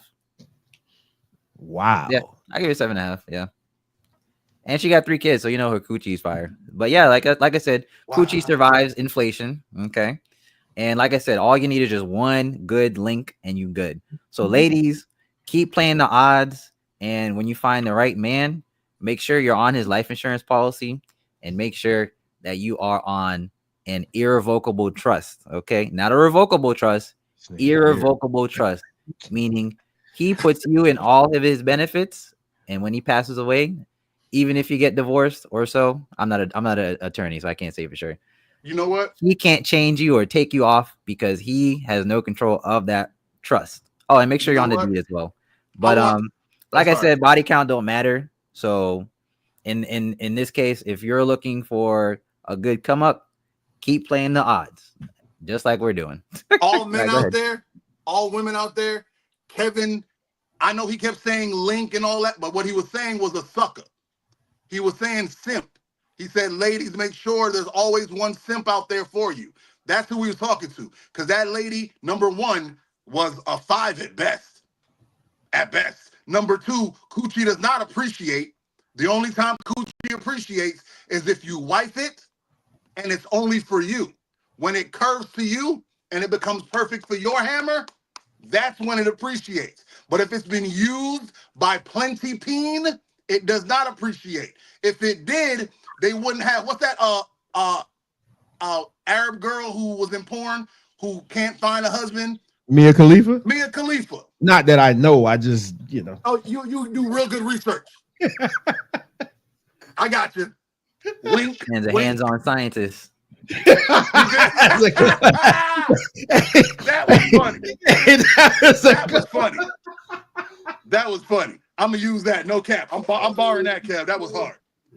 But that's the whole point. He's telling the women that there's always a sucker out there. And that's what I was saying. So we're not disagreeing. He didn't dissect anything I said. All he did was take what I said, put it in a positive spin, and say it to women, which I'm fine with. Because if a simp get locked up, guess what? His fault. If you marry a thought, guess what? Your fault. You didn't do research. Just like I tell women, if you get with the futures, your fault. Same thing. I'm 100% real dude. Mike is right. Mike is not polite. I'm not telling you what you want to hear. I'm telling you the truth. Period. I digress. Black Lion, go and get in there. I know you've been chomping at the bit. Nah, man, gotta let Mike eat. You know what I'm saying? And Kev eat, man. He might keep his belly big. And I've been saying a whole lot the last couple of shows, man. Gotta let these boys eat. They hitting the spots, All right, so what? We got 2. We got body count and we got the chick. All right, okay, let's get to the chick. All right, number 1, women are not happy with simps. Even though they're with them and they're using them, women are not happy. That lady on that panel, on that show that you just showed, she wasn't happy with her husband. Nope. It may look like she's seen like, but if she's oversharing like that and embarrassing them like that, she ain't happy. Miserable. Even though she quote unquote getting her bills paid, he taking care of her kids, she ain't happy. Cause women don't like men that they can walk all over. You know what I mean? They're not attracted to that. So my point is, this is what I'm saying. I mean, yeah, you're gonna always have simps, right? But here's my thing with black men, right? And this is why I'm big on black male podcast, barbershop talk, platforms like this, is because black men gotta understand that this is what they have a problem with. I'm talking to y'all black men. Y'all got a problem with, and I'll just say like understanding how to separate the difference between of what black women are on as a group versus individual black women. You niggas can't compartmentalize that. You niggas need to figure that out. You understand what I'm saying? You need to understand what they own as a group versus individual black women. Because a lot of times y'all trying to compare things to the individual black women that y'all deal with in y'all circle. But as a group, black women are on that on this type of stuff in general. I mean, even all the way up to women with educations, a lot of times, I mean, it, look, it's a barter system, period. Now, I'm not saying that they're like her, but you got to understand women's nature, man, period. Um, but I mean, there's always gonna be simps out there. If men don't understand, um, like how to maneuver around women like this, and she said it. She said, I mean, it's I don't get the guys that I actually want. And he said that. He was like, oh, so you don't, and y'all weren't listening to him. He was kind of making her look stupid. He was like, oh yeah, you ain't. He was like, yeah, see, you don't get the guys that you really want. It's the guys that's just simping, so you take them if you pay attention to that. So guys that are up on game, she don't get, which makes her miserable because she wants strong men. So that's women nature. To the body count, um, me personally, I think it matters, but I don't. Me personally, I don't ask women their body count because you're just setting up yourself to be lied to. I think you'll find a small percentage of women who will be honest about their body count. That's just how I feel about that. Some women gonna take some things to the grave, bro. Body count is one of them. I mean, I'd be hard pressed to find a woman that's gonna be real honest about her body count. Um, so I don't even get into that. I think as men we should look at chastity more, how she carry herself. You understand what I'm saying? I'm not saying don't ask questions. I'm not saying don't be observant, because you can smell a hoe. You know what I'm saying? You can Yes. see it. You can see it. You can see if she promiscuous. You can see if she like a lot of men. You can see how she move. You understand what I'm saying? Um, but I would say also understand how she moves with you. Pay attention on how she moves with you when she's around other men and she's with you. If she got male friends, all that type of stuff. See, pay attention to those type of things. But me personally, I wouldn't recommend guys getting into body count conversations with women because you just setting yourself to be lied to. But now, to answer the question, what's a number? What's a number? Oh, because I don't ask, but I would say a number. I don't. Oh, that's hard for me, man.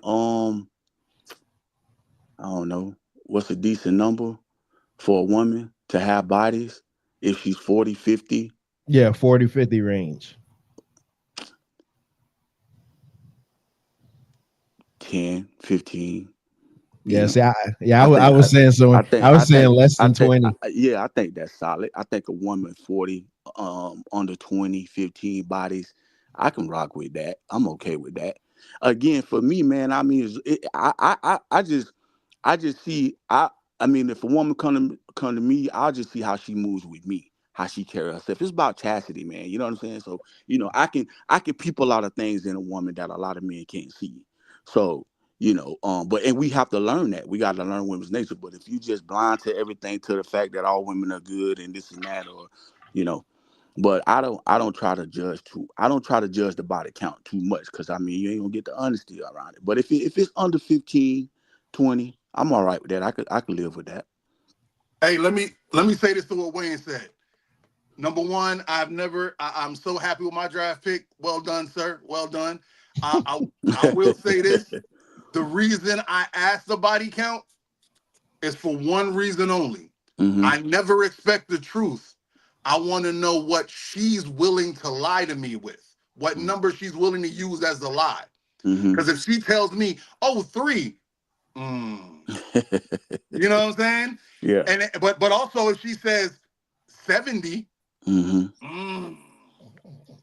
because that mean it's really triple digits. You feel me? Mm-hmm. So I Mm-hmm. need to hear the lie. I need to know how Yeah. dumb you think I am. Well, see, for me, right? So for me, I like a woman with a little freak in her, right? So Yeah. now, how she got that experience, you know what I'm saying? I'm cool with that. And I want, and if she ain't freaky, I want her to be open to some freaky stuff. So Yes. I'm okay with a woman having a little body count on her that she got some experience. I'm okay with that. As long as she handles herself right, you know what I'm saying? I'm okay with that. I ain't beating a woman down about that. I You know think what I'm that's saying? weird, Wayne. I think that's. I mean, me and you got different tastes and things, but I just think that's weird, especially coming from you, somebody who is big on What? like teaching a woman or something like that. Like Yeah, to but be Wayne is like, a freak. but yeah, no, but I'm saying, but hold on. But I'm Go ahead. saying to be like he like a woman freaky and he don't care if she gained the freakiness via body count. That's crazy. Well, what I'm saying is experience, right? You know what I'm saying? Like I don't mind a woman who's experienced sexually, right? You know what I'm saying? So if she got that with the 10, 15 bodies that we talking about, I'm okay with that. I ain't judging her. You feel me? I'll take that. You understand what I'm saying? I'm just saying I'm keeping it at the 15 now. I'm keeping it at the 15 body counts. If she was well taught sexually coming through those 15 bodies and got to me at 40, and she's good in bed and willing to learn some new stuff and she's on that, then I'm okay with that. Cause I like a woman that's very submissive in the bedroom and freaky. I'm okay with that. I'll take that. He's not wrong. Everybody, I understand what But he's wait, trying to hold on, say. Trev. Hold on. Let me hold on, Trev. So let me ask you this. And forget the fact that MD.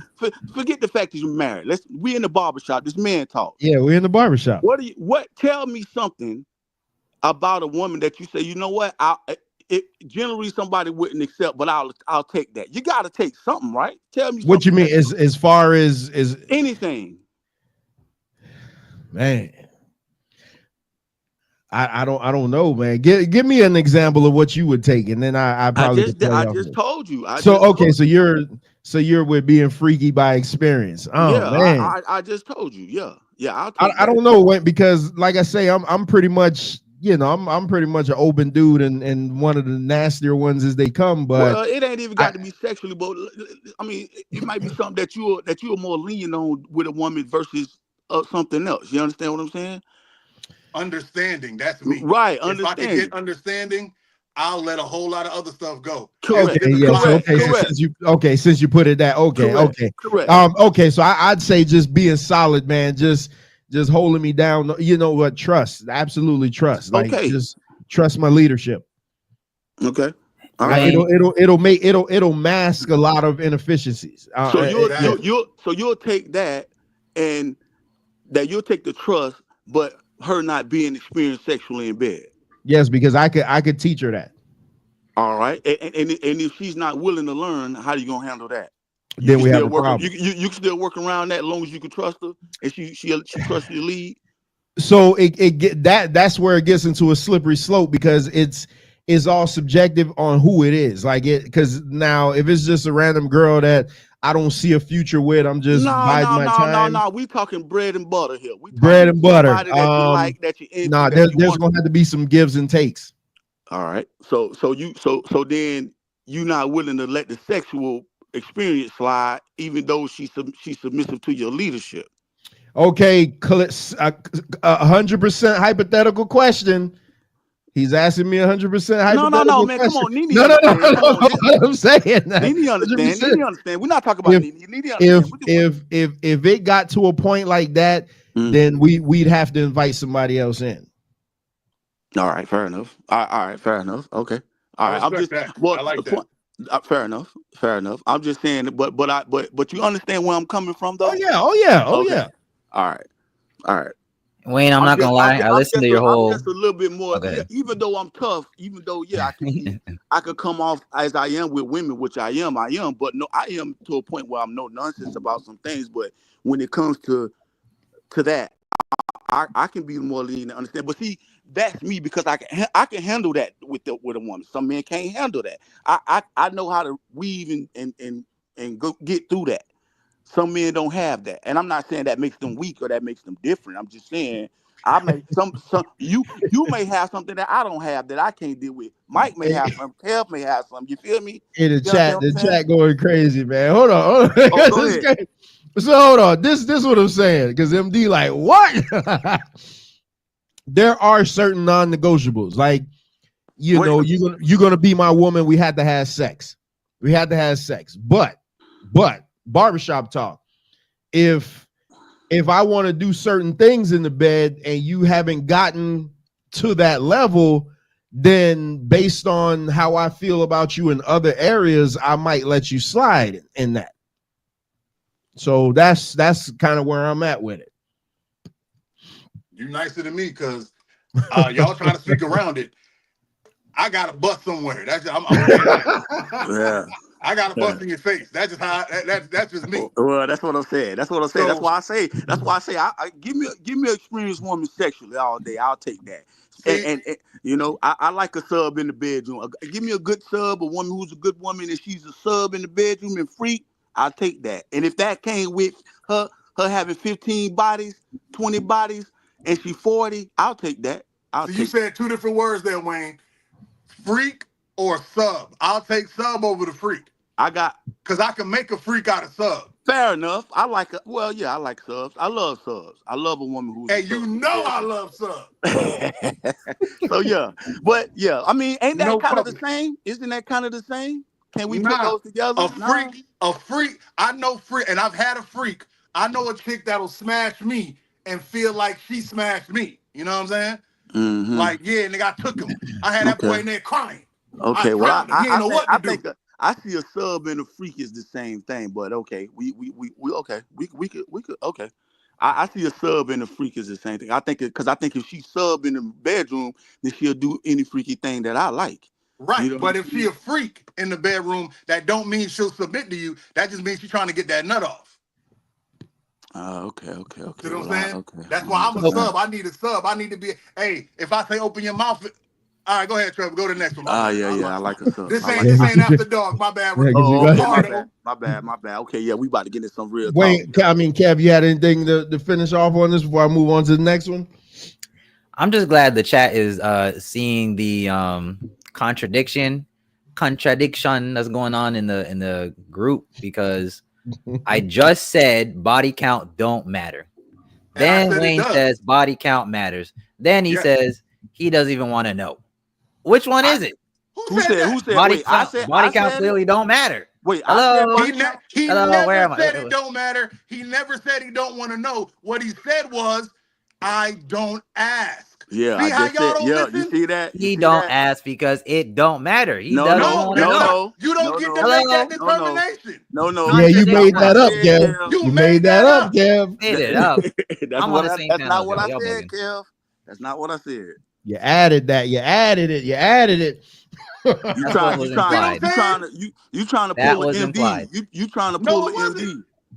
Exactly. He's trying to get back on MD good side. Yeah, hey, I don't care about taxes. I don't care about taxes at all. But let April show up and I don't get my money. Right. I mean, come on. That's not the same thing. That's exactly the same thing. I don't want to know how I get done. I give paperwork to somebody. They make it happen. And then I get my money. I don't know nothing about taxes, but it's important. But see, same thing. He don't want to know nothing about a body count. He ain't asking. But it's important. Yep. And I'll see it. I'll know it. I don't have to ask. I'll see it. Hey, I was just telling Kevin this, matter of fact. Kevin, I was telling him, hey, you can tell a thought. You can tell a whore through conversation, through how they respond, how they move. Yep. You know what I'm saying? You can tell. You know when you say certain things and she respond like, okay. Where another girl will be like, whoa. But Mike, I mean, I feel you, but we just kind of you can feel it. But let me say this. And this is the truth. Some black men are not experiencing understanding women's nature and reading women's nature like that. That's why a lot of times when me and you talk, Mike, a lot of black men, they don't understand where we come. We speak in Spanish. We're talking the language that they've never heard before, that they don't even understand to dissect. You understand what I'm saying? Speaking contradictions and lies. What are you talking about? No, Kev. Contradiction how? I said that I don't ask because you set yourself up to be lied to. Now, when Trev said, well, Wayne, give me a number, just throw a number out there. I say 10 to 15. Trev agreed. He asked me to throw a number out there. You asked me a question, I answered the question. You understand? I mean, I understand, but with my listening ears and my speakers on my TV, from what you say is you're cool with being with a liar, because if you ask her a question like, what's your body count? You're saying she's going to lie to you. Well, okay, even if her body count is high or low, you're saying you're cool with being with a liar. What I'm saying is you're setting yourself up to be lied to. Why would I let my chick lie to me like that? Listen, You can't control who you think can't, you are. bro. But this is what I'm saying. How, Nigga, I'm this is daddy, what I nigga. mean. But this is what I That's mean. wrong. But this is what I mean when I say a lot of men are not experiencing understanding women's nature. I'm just saying. I'm not saying that that woman is guaranteed she's gonna lie to you. I'm just saying you're setting yourself up to be told anything at that point, because a lot of women are not as open with their sexual nature as you think. There are some women that slept with men that they regret and that you would never know. You ever heard that That's why skeleton whole in a math woman's closet? exists. Huh? That's why whole math exists. Bro, there are some women who slept with me and they're like, oh, I would never let nobody know I slept with him. Like, man, listen, man, don't look. You ever heard that saying? Don't ever like start searching the dark secrets of women, because you're going in an abyss. Like, some women got some secrets that you wouldn't even understand. You wouldn't even know. But again, black men, like our culture, black men are very docile like that. We really don't understand women like that. We really don't. But if you talk to your woman and she's honest with you, or she won't be honest about that, but she'll tell you, yeah, I know women who slept with men that you will never know about. They'll never tell you. Hey, that's why whole math exists, where women say, oh, if we use the condom, it don't count on my body count. Yeah, that's Bro, that's why whole I'm math telling exists. you. Where she like, if I slept with him, but my man live in Florida, but I slept with him in California, it don't count. That's why whole different math zip codes. exists. If we wore a condom, we ain't sleep together for real, for real. Man, there's women that, Technically man, not. you'll be. I'm joking. All right, so y'all stupid, man. Let's It's a fact. I ain't make it up. It's a fact. Hey, E said I need a glass. Yeah, I done already went through this, so I gotta go get a refill. We still got 2 more to go. All right, let's this was one. Somebody sent me this video, and I'm like, oh my God, I gotta do this on Man Talk Monday. And then Ricardo came through in the clutch and sent it to me on IG so I could play it better. So here we go. Let me pull this one up. Uh-oh. All right, there we go. Now let me know when you can see it. Yeah. All right, here we go. Women just don't qualify for the top tier men, and that is the truth. You believe you're a top tier man? By what standard? I'm 6'4", only about what? 8% of the entire world is 6'4". I make well over 100K a year, and I'm black at that if you add that on. So just if we're speaking about those figures, the things that women are attracted to, no, I'm not going to toot my own horn, but I'll let you do the math. Hold on, before we go, what's your math saying? The conversation and the words that are coming out of the mouth of someone like you, I would never consider top tier. A top tier man is also a man that is extremely desirable by way of his character. A top tier man is a man who displays a certain level of intellect that allows him to consider other people. A top tier man, they lead with love, not with dictatorship, right? They don't want to control their woman. They want to gently lead their woman. A top tier man creates space for a woman to feel good about herself. A top tier man supports the dreams and the ideas of a woman. A top tier man prioritizes a woman. A top tier man is in leadership and working as hard as he is to give the woman the life of her dream. And with all that stuff that you just said, that was just womanese talk. Womanese is also 6'4", black, attractive. I don't know too many women in my circle who desire a 6'4" man still wearing braids. Modern. All right. Kim. I didn't listen to that last part. That was funny.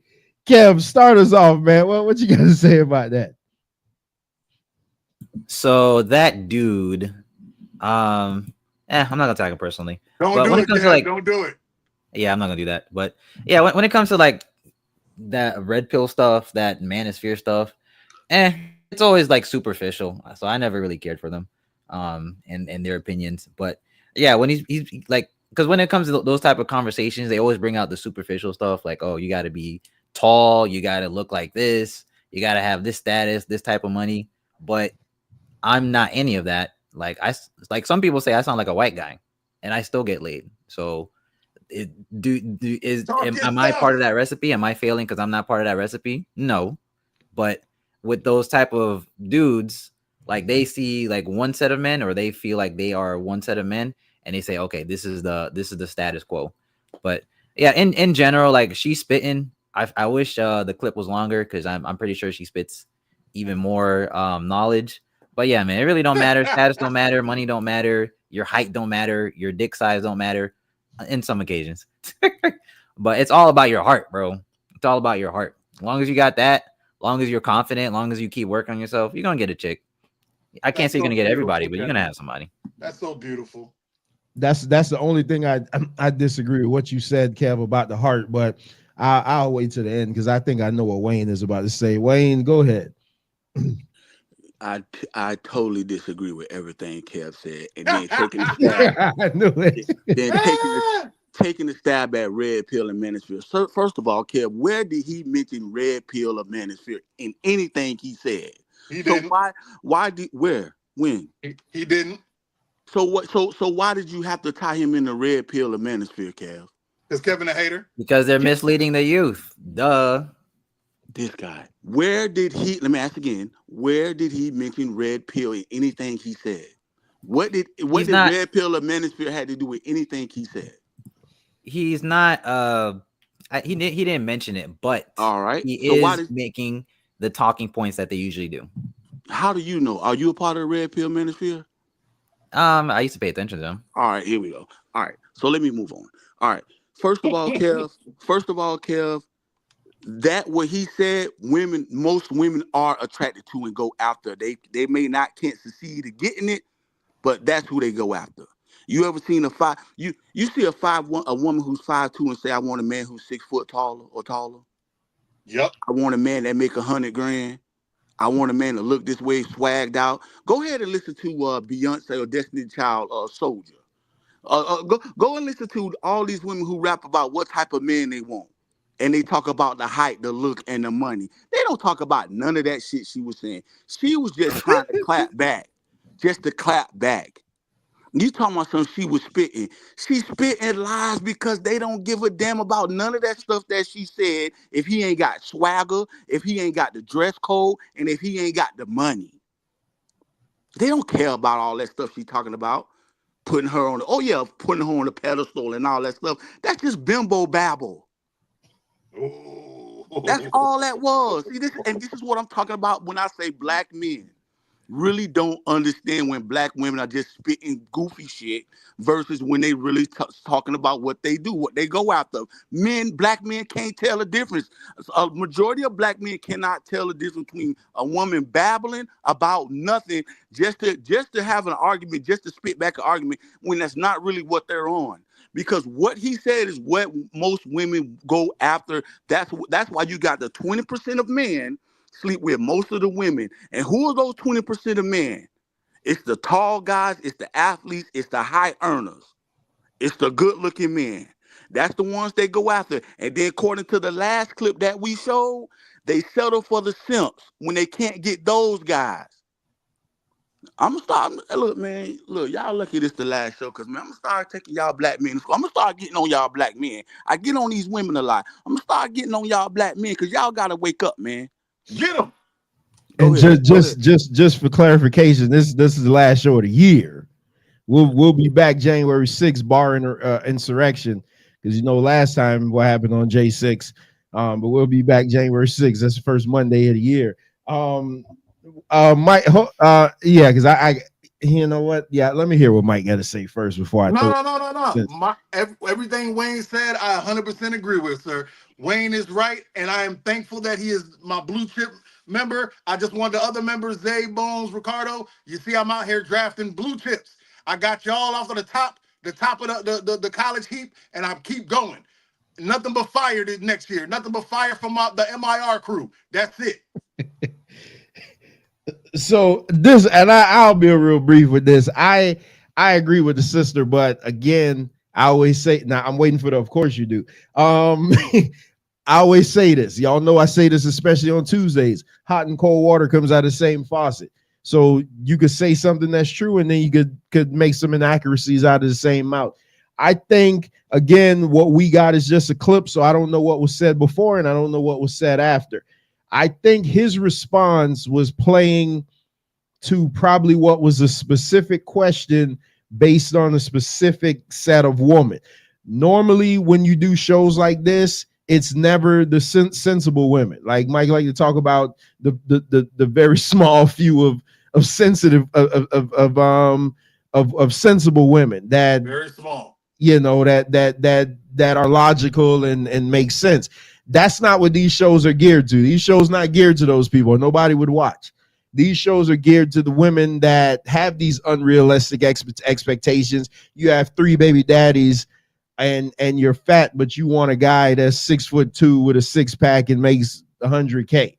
Unrealistic expectations. So I could bet you anything that's what the question was directed to him about, and that's what he was responding to. So the whole red pill talking points and stuff like that, I got nothing for that. Now as far as what the woman was saying, I can't disagree with what she's saying, because again, the women that I've dealt with, that I've encountered, I'm not even talking about my wife, I'm just talking about women in general.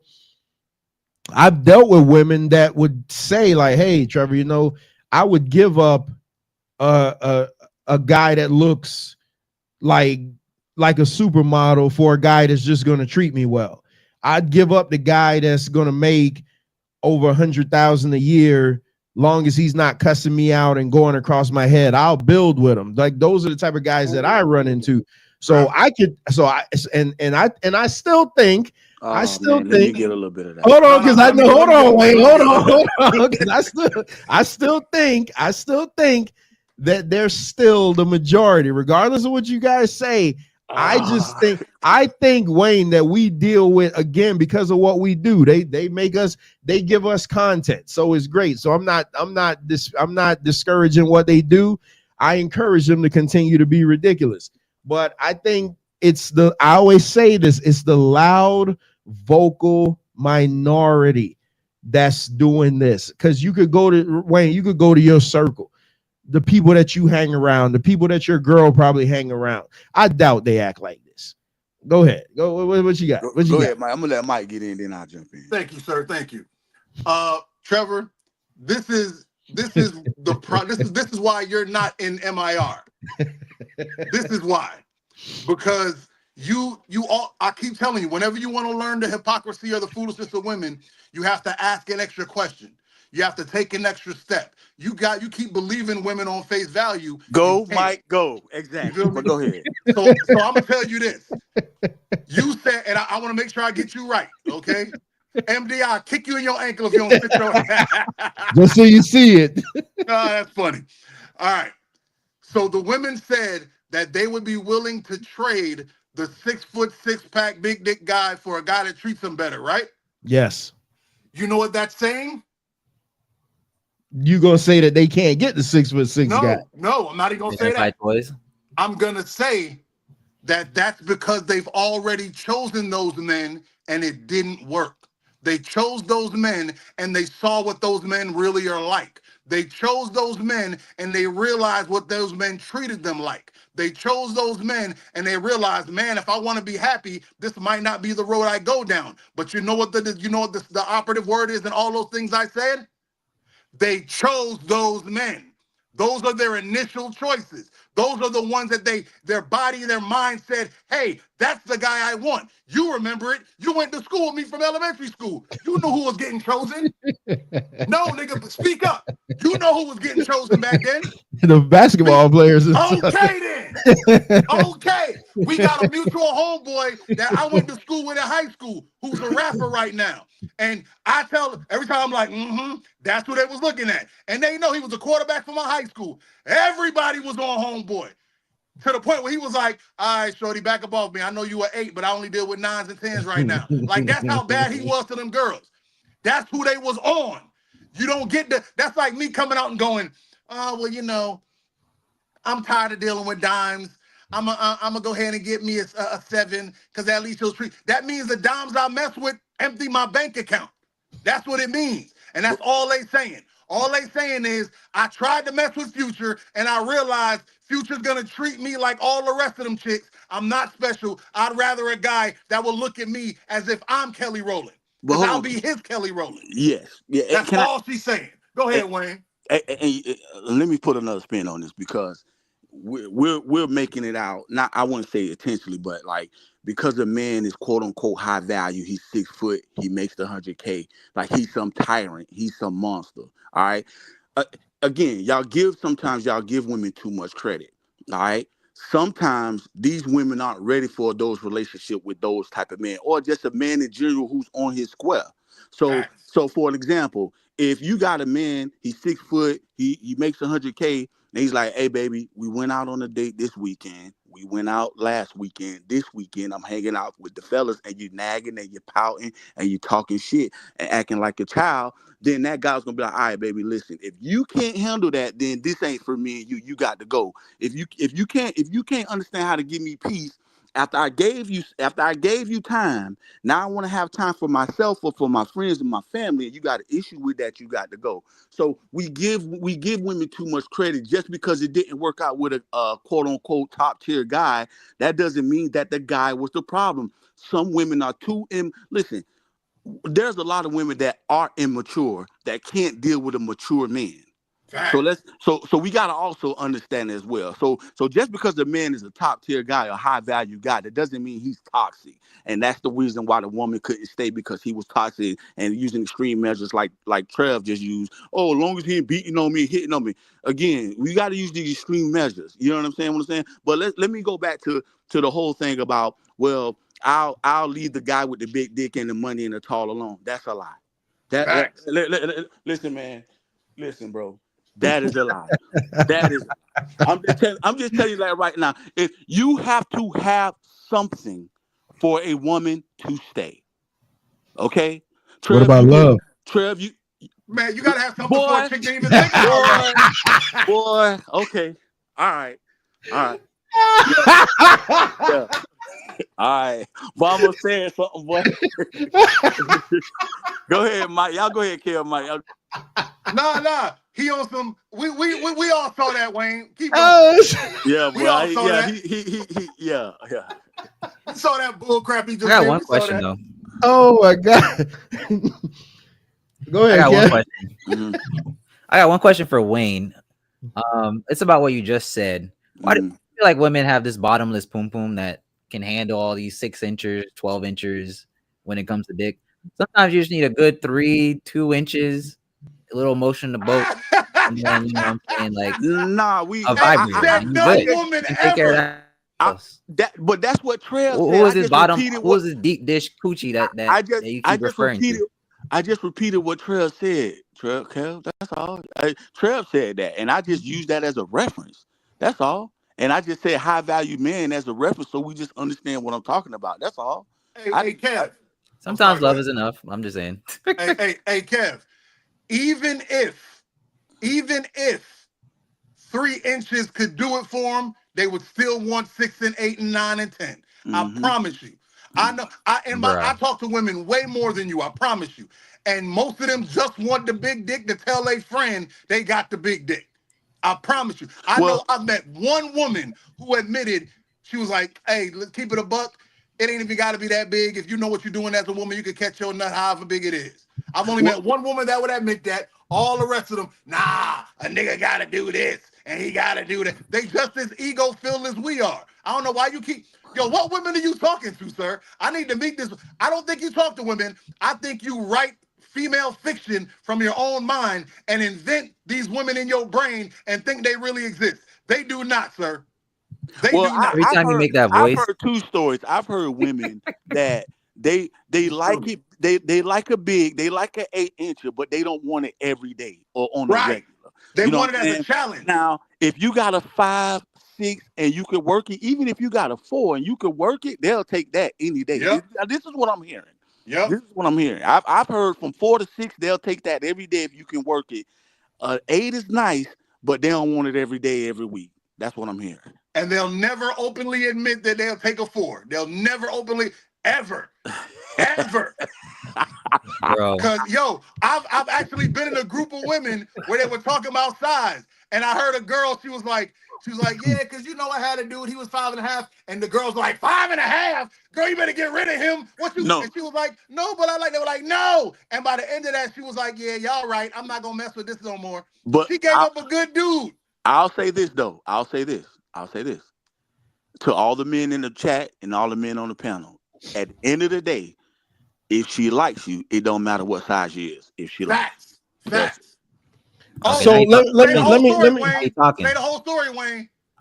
If Let she me- let likes me- you, it don't matter. But the second you break up, you will look MD back. stupid. Hey, look at that what MD said.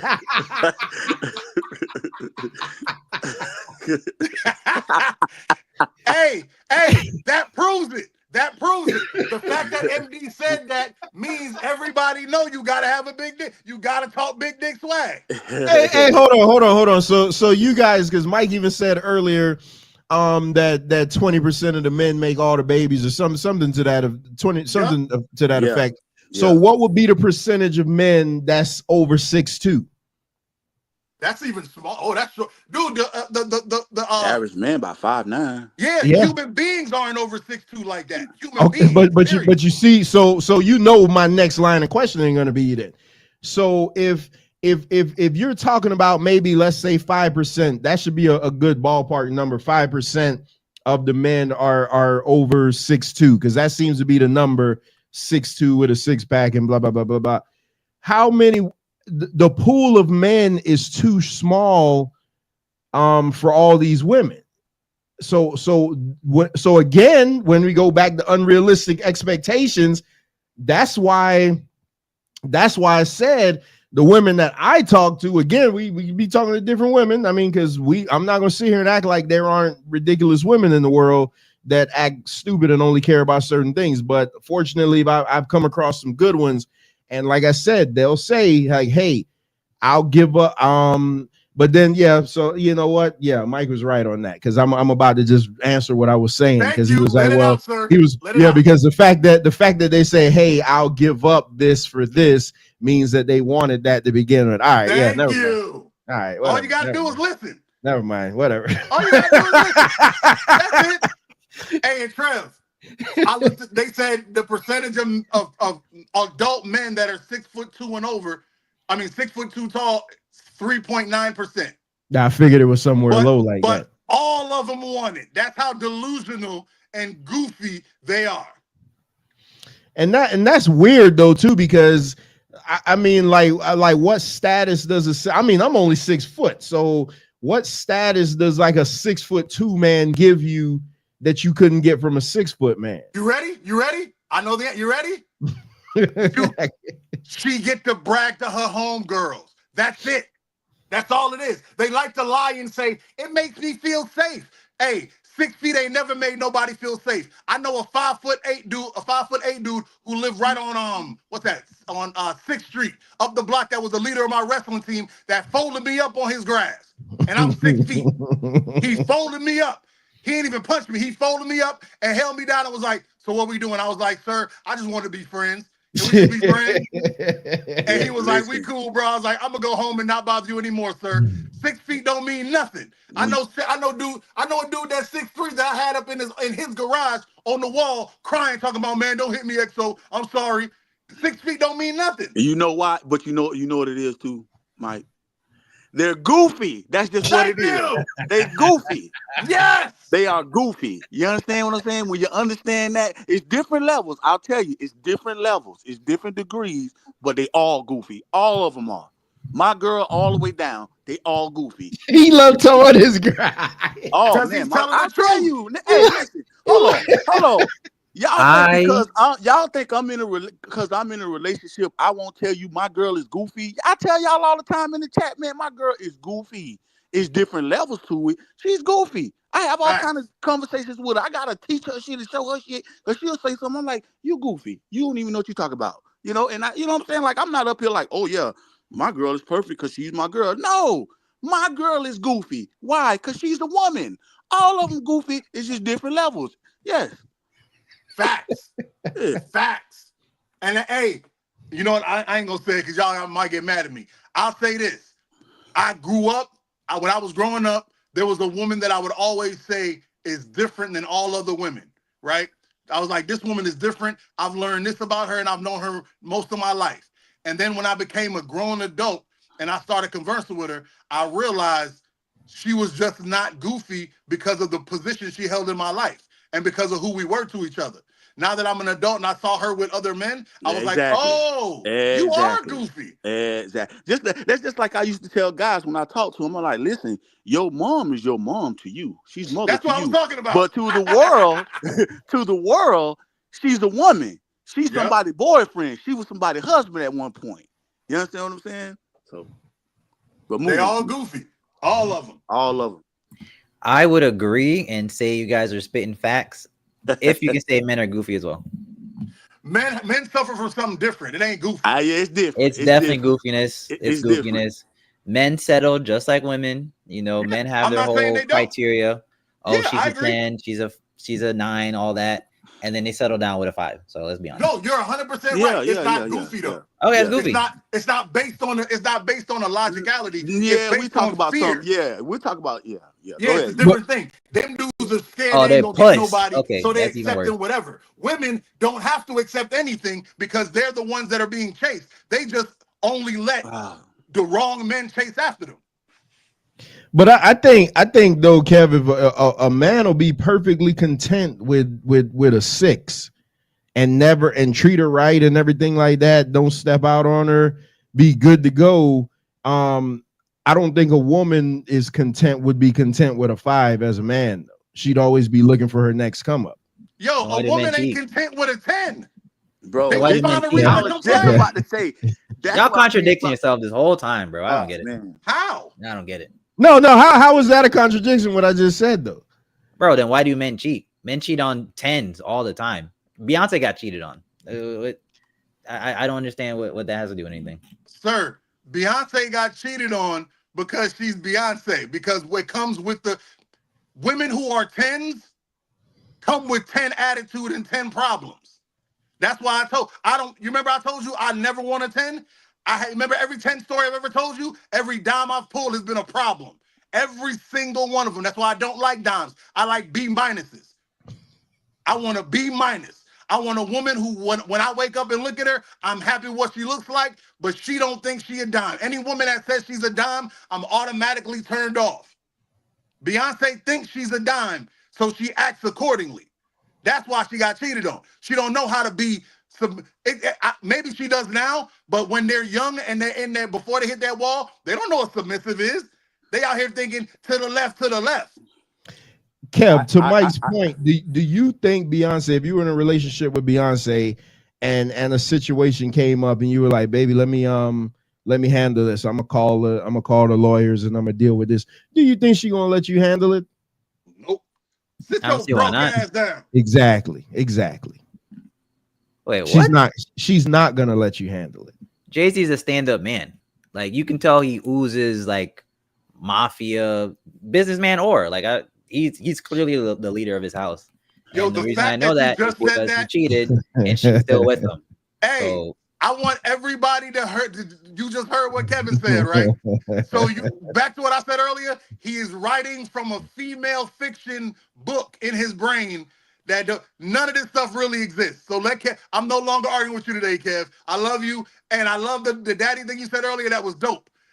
So I'm gonna let you have it. I ain't fighting with you no more today. That was insane. What happened to Neil? What happened to Neil Long? She was a hood dream girl. What happened in that situation? What happened to Neil Long? She got cheated on by the coach of the Boston Celtics. Oh, okay, yeah. With the white girl. Because it ain't for men. Looks is what gets you there, but looks isn't what keeps you. Looks isn't gonna make me not cheat. It's how you treat me. I just had let me not go there. I just had a session with somebody and we were having a conversation and she was like, well, what is it that you want? And I was like, I just wanted you to be nice to me. I wanted you to be nice, to make me feel understood, to make me feel like you want to be here and you're happy being with me, and you couldn't do that. And she was like, well, I wanted you to, and I'm like, that's your problem. It ain't about what you want. I'm giving you what you want, but you got to give me what I want too. If it don't go both ways, I'm leaving. And that's what the hell I did. So men are goofy, basically. All right. In conclusion, Hold on, All right, bro. hold on. Let me step in. Right, let me step in. Like guys like Jay-Z, the guys that Neil Long was dating that cheated. So like they shouldn't have to cheat, right? Facts. Like if I'm a multi-millionaire like Jay-Z or like the guy that cheated on Neil Long, uh, if I have an issue where I feel like I'm finna go, I need to get another woman, I'm coming to Neil Long about it. Facts. And I'm coming to her about, hey, listen, how you feel about bringing another woman in? Yeah, she Why? should be helping him Because pick her out. why? Because your attitude shitty. You don't want to do this in the bedroom or whatever our issue is. We got to start being honest with women, bro. I Then you agree. won't have to cheat. See, this is my pushback with men who cheat, right? Because if you're honest with your woman, you don't have to cheat. And either she's gonna get right, and then or if she don't, leave her. Stop being Exactly. afraid. Black men need to stop being afraid of women. Black women. Period. Women, period. We're too afraid. We don't want to leave them, and then we don't want to correct them, and then we go out there and cheat, and then everything's get turned around on you, and then you look like the fool. You shouldn't have to do that. You should go to your woman and be like, listen, here's my issue with you. If you don't get it right, it's gonna be something. Either I'm gonna stop doing this, I'm gonna stop doing that, and if it never gets right, I'm leaving and I'm gone. Stop being afraid to pack your shit up and leave. Facts. Because women get comfortable. Women think they run you because the way our culture is, black men are the most loyal men to their women. I mean, I know we talk about cheating, but as a whole, there's no group of men that are subservient to their women like black men are. And we got to get out of that. I'm not saying treat them wrong, but like you shouldn't have to cheat on a woman, especially if you're worth millions of dollars. You shouldn't have to cheat on your woman. You're worth $1 million if she's not doing something right, or if you can't bring a woman in. I will always say, if I'm worth a couple $1 million, I'm going to my woman and bringing another woman in the situation. And she'll be okay, now you're happy. talking my language. And Yeah, yeah, that's all you had to say to get Kevin on board. Yeah, I don't agree with you cheating if you're worth $millions, even a regular man cheating. I don't agree with that.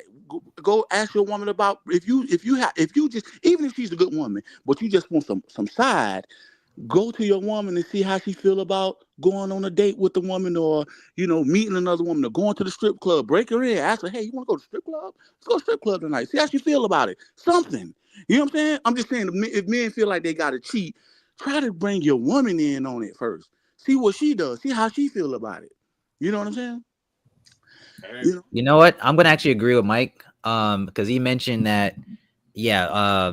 Because I said men are goofy, and he's saying no, men are scared. Oh, sorry, hold on. Oh, sorry. So he mentioned that men are scared. I'm actually agree with that. I'm gonna agree with that because yeah, a lot of men are puss, and when it comes to women in general, hold on. It's the culture though. It's culture though. It's a culture. It's culture with men. It's more culture with men. I know you're saying that to diss me, but I agree. I wasn't trying to diss you. Hold on. I got to talk to a client. I'll let you guys cook. All right, go ahead. Yeah, I just want to jump in there real quick. I don't think when men cheat, man, it's never emotional, and that's okay. I won't say never because nothing is absolute. Rarely. But it's rarely emotional. It's literally just, hey, you're not doing X, she's gonna do X. That's it. But I'm gonna still fulfill all my manly duties. When the woman cheats, it now becomes emotional, and where now she's splitting her emotional time between two homes, and that's where the problem always happens in my eyes. MD says, but that don't fly the other way around, huh, Wayne? MD just yeah, he's trolling. But let me say this though: a woman can't split emotional between two men. If she's having sex with another man, her emotions is with that man.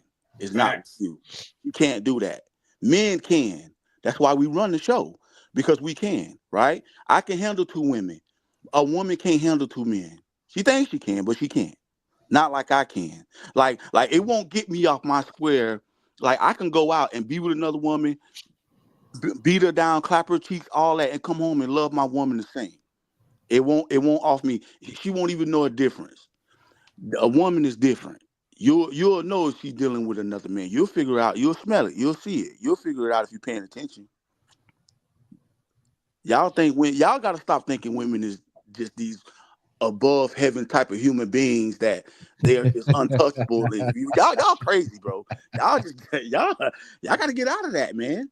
I mean, it's culture. But I understand because it's culture. You know what I'm saying? Like, we're taught as black men that we are not equal to women. You know what I'm saying? And, you know, we should be subservient. We like our life should be dedicated to serving a woman. But understand, the women aren't raised to be dedicated to men. They're raised to be dedicated to their purpose, to their drive, to themselves. You understand what I'm saying? So that's why you gotta, man, don't let me get it. Man, I really go to teaching class in this thing, man.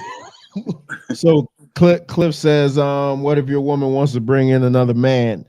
Okay, let me the answer area that you're Let me get missing that. in. Let me get that. Okay, fair enough, Cliff, right? That's a good question. But you gotta understand that ain't really a woman's nature. You know what I'm saying? The average woman don't want 2-3 dicks at one time. They want one dick that they can love on. And They want respect. that. They want that and respect. You understand? That's a woman. You know what I'm saying? Now you now if you finna get into some 2-3% of the HOs out there, then that's another conversation. But a woman in general, that's not her makeup, bro. To want 2 men. All right. That's just not her makeup. You know what I'm saying? Trust me, I know. All right, let me see something. All right, so let's get into the namesake of the show. Are women in the United States joining the 4B movement? So now I was shocked. My brother-in-law asked about this, and I didn't know what the hell it was, obviously, because I don't pay attention to anything that's going on in the world outside of my bubble. So I start seeing videos on it and things like that, and I'm like, this is insanity. I got to bring this to Man Talk Monday. So the 4B movement, just in short definition, 4Bs or 4NOS is a radical feminist movement that originated in South Korea. The name refers to its defining 4 tenets, which all started with the Korean language. So the term "bi" means no. Its proponents are: do not date men, do not get married, and do not have sex with men or have their children. So that's the 4Bs. Do not have sex with men, do not date men, do not get married, and do not have their children. So now this comes from CNN. I'll just read the headline real quick. After Trump's win, some women are considering the 4B movement. So, you know, we recently had the election, and naturally the women that are upset, like, hey, what can we do to stick it to men because it's their fault? I get it. Let's adopt something that took place in South Korea. So I got a little video. Kev, hopefully you could watch the video. I got a little video that I'm gonna play. And then let me put the link in the chat though, because I know some of these guys wanted to holler about this. I'm gonna play this little video and then we'll get into it. Because if woman just be talking was a thing, this is it right here. So here we go. Let it. Oh, boy, you want to join the squad? I know it. Single mothers. They hit the wall. They're over 30. They had children before they got married. And Wait, they hold got on. a high. Hold on. 4B movement is a victory for us because we told them we don't want no old single mothers. They hit the wall. They're over 30. They had children before they got married. And they got a high body count. They're doing us a favor. I don't care how many men make videos like this, act like they don't care that women don't want to marry them or have their children. We're all very well aware that there is a single male loneliness epidemic going on right now. There's not a single women loneliness problem. The 4B movement is about decentering men, and here they are doing what they always do, and that's putting themselves in the center of somebody else's movement. They have been trying their hardest to co-opt any movement that women get. We say we want a soft life, here they are talking about they're in their soft guy era. We say sprinkle, sprinkle, now they're talking about drizzle, drizzle. Like every time we make a movement, women, they try to mirror us. How are you the leader when we're always following us? I guess we must be the leaders. I think the men are becoming afraid because they're realizing a woman's power.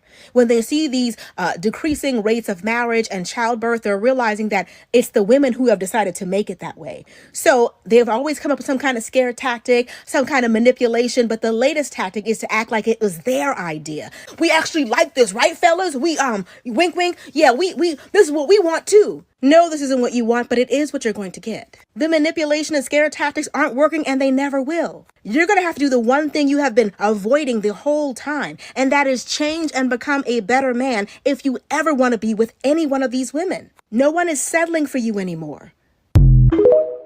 All right. Oh, she's a mess. I know her. I wanna first of all, I wanna know how the hell I can keep these icons on the side like this so it could show the picture. I gotta figure that out. So it could show the picture, put the icons on the side like it just was. So I gotta figure out how to do that. But all right, so this 4B movement thing, obviously it's gotten legs. If you look on social media, it has completely gotten legs. These women have gone so far. Just go on TikTok and type in 4B movement. These women are on there shaving their hair. It's absolute insanity all over an election. But the reason I picked this video, first of all, because it was black, and that's kind of what we deal with. But just the particulars of her saying that men are trying to take their movement, that just didn't sit right with me. But I like what Buddy said in the beginning. You know, all the single mom, he started singling them all out, which I love. That's what y'all do over here. Single their ass out, call their ass out. You know, all the women with multiple kids and things like that nobody ever wanted. Now you finally have something to attach yourself to. So the fact that you're not getting chosen, now you could attach yourself to the 4B movement and say that's why you're not getting chosen. Kev, did you hear it? Barely. I'm looking for the video on the internet, to be honest. No, hold on. I'll just play it again. Hold on. Let me play it again. Oh, I just need to hear the dude's part. All right. Victory for us because we told them we don't want no old single mothers. They hit the wall. They're over 30. They had children before they got married, and they got a high body count. They're doing us a favor. I don't care how many men make videos like this, act like they don't care that women don't want to marry them or have their children. We're all very well aware that there is a single male loneliness epidemic going on right now. There's not a single women loneliness problem. The 4B movement is... All right, MD said he'll be up in a few. I'm shocked to see what MD got to say. So, Kev, what you think about this? First of all, the 4B movement is something that originated in South Korea, and apparently is big over there.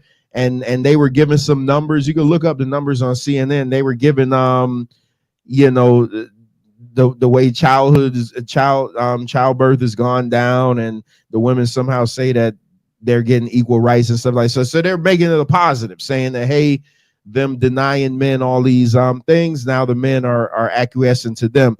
It's so Eddie said there's actual scripture about this. Okay, well, the link is in the chat. Didn't know that was gonna come up, but it is what it is. There's a movie that Nick Cannon is in. Mike would probably be the only one to know about this because he's the only one who watch these crazy ass movies, where I think something happened. I never watched it. I saw a review on it, and the women, in order to solve the problem, start denying their men sex. So the two rival gangs would stop fighting. They just was like, okay, we're not going to have sex with y'all. Shira. Okay, see, I told you Mike would know what it was. So that's funny that it's funny that this would come up. So Kev, what do you think about this? I think this is absolute foolishness, but I'll save my thoughts. Go ahead. Well, thank goodness we're in Trump's America, because boy, oh god, boy, South Korea, man.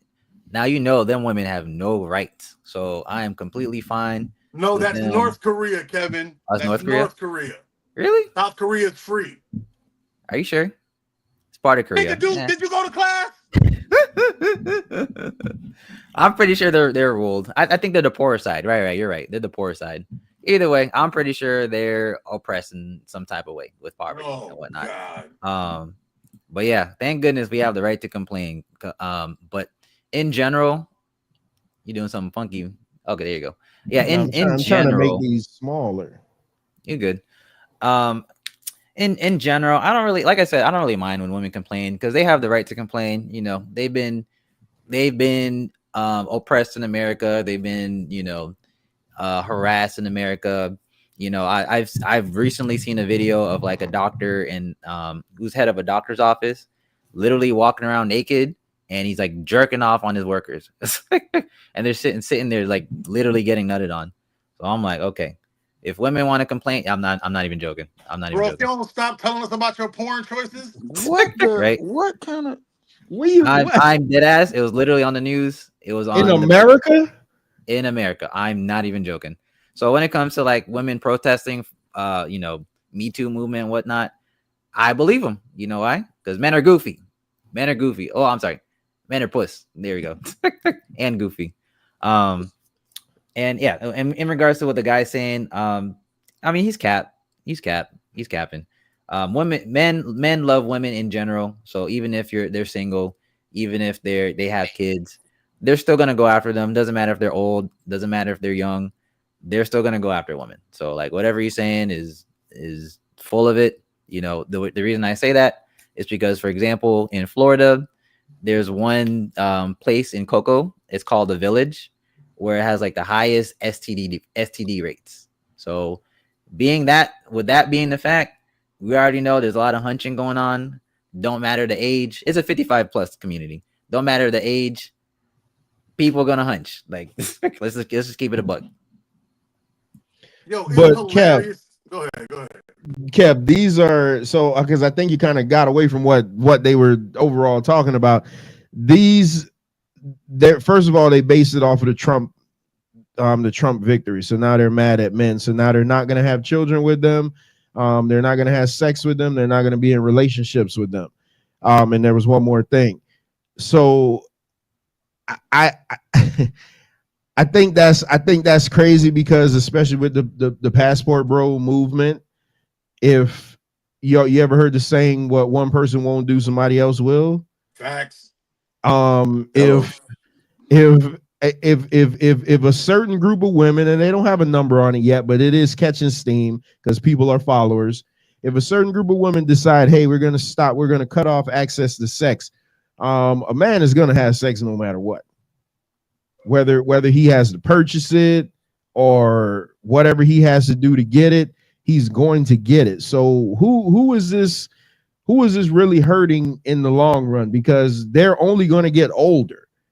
And if they're not giving men children in their good years, what makes you think when they finally decide to get off of this ridiculous kick that a man is now going to turn around and say, hey, you know what? You were a flaming feminist for 10 years and you denied me everything, but here you go. Let me drop a baby in you. No, I'm going to go drop a baby in a Philippine woman. Hello. To answer your question, and I'll or let you a guys. Brazilian woman. Like, come on, man. Hello. Delicious. To answer your question, and I'll let you guys go after this. Like I said, it's not a factor. It's the non-factor. Yes, they're gonna have some people who are, fully down about the movement, but in general, people are gonna hunch. Like all you have to do is find a man that makes her clitter flutter, and then it's a wrap. Like there's no, there's a reason why there's so many like sex toys out there. There's so many like ways of contraceptions. There's a reason why sex is a business. So I doubt this is going to do anything. You're ruining your own argument with that logic, sir, because the men are hunching women. That means women are giving it up. That's what I just said. What are you talking about? That's what I just said. No, but your whole premise is that men are the problem and that women are good for not giving it up, but they're giving it up. If everybody's getting STDs, it's because they smashing. I said this movement is a non-factor because people will be hunching anyways. All right. Yeah, hey, Mike. That ain't what you said, but all right. Mike, this movement is a non-factor because when you see the women that's doing it, they all booger wolves. That's why. Not the pretty women not doing this. Bro. So come on. I want to get in this, but I just want to hear Wayne call them what they are. So I'm gonna let Wayne go. All right. So, hey, and I'm gonna be quick. I'm gonna be real quick. All right, because I'm gonna use one example. And Kev, this goes back to why they are goofy. Oh, I Okay. love it. Because what, if anything, did the Trump election show you on the graph? And I'm It responding to wasn't the black me. woman. Exactly. They had no allies. None. So she can scream this 4B movement all she wants. They don't have allies. Every woman ain't on that. We'll, just like Trev say, we'll go to passport. Everyone will go to another culture. We'll date out. If black women want to be on it, and I'm just responding because there was a black woman that you posted that responded that said something about it. If black women want to be on that as a whole, we'll date out. That's what we'll do. That's it. And won't feel bad about it. It is hilarious. A wonderful human being sent me a video of how easy it is to pull a Filipino woman these days. I'm not gonna say who and I'm not gonna say how, but all I'll say is your boy got his passport. I'm ready to dip out this mug because them chicks was gorgeous. so hey, you know what? I'm trying to tell y'all. I hope women hear me. This is your angry, ugly lesbian friend. That's all this is. Because women that are pretty, and I ain't talking about down, I'm talking about women that are attractive to men, ain't thinking about this. This is your ugly lesbian friend that can't get.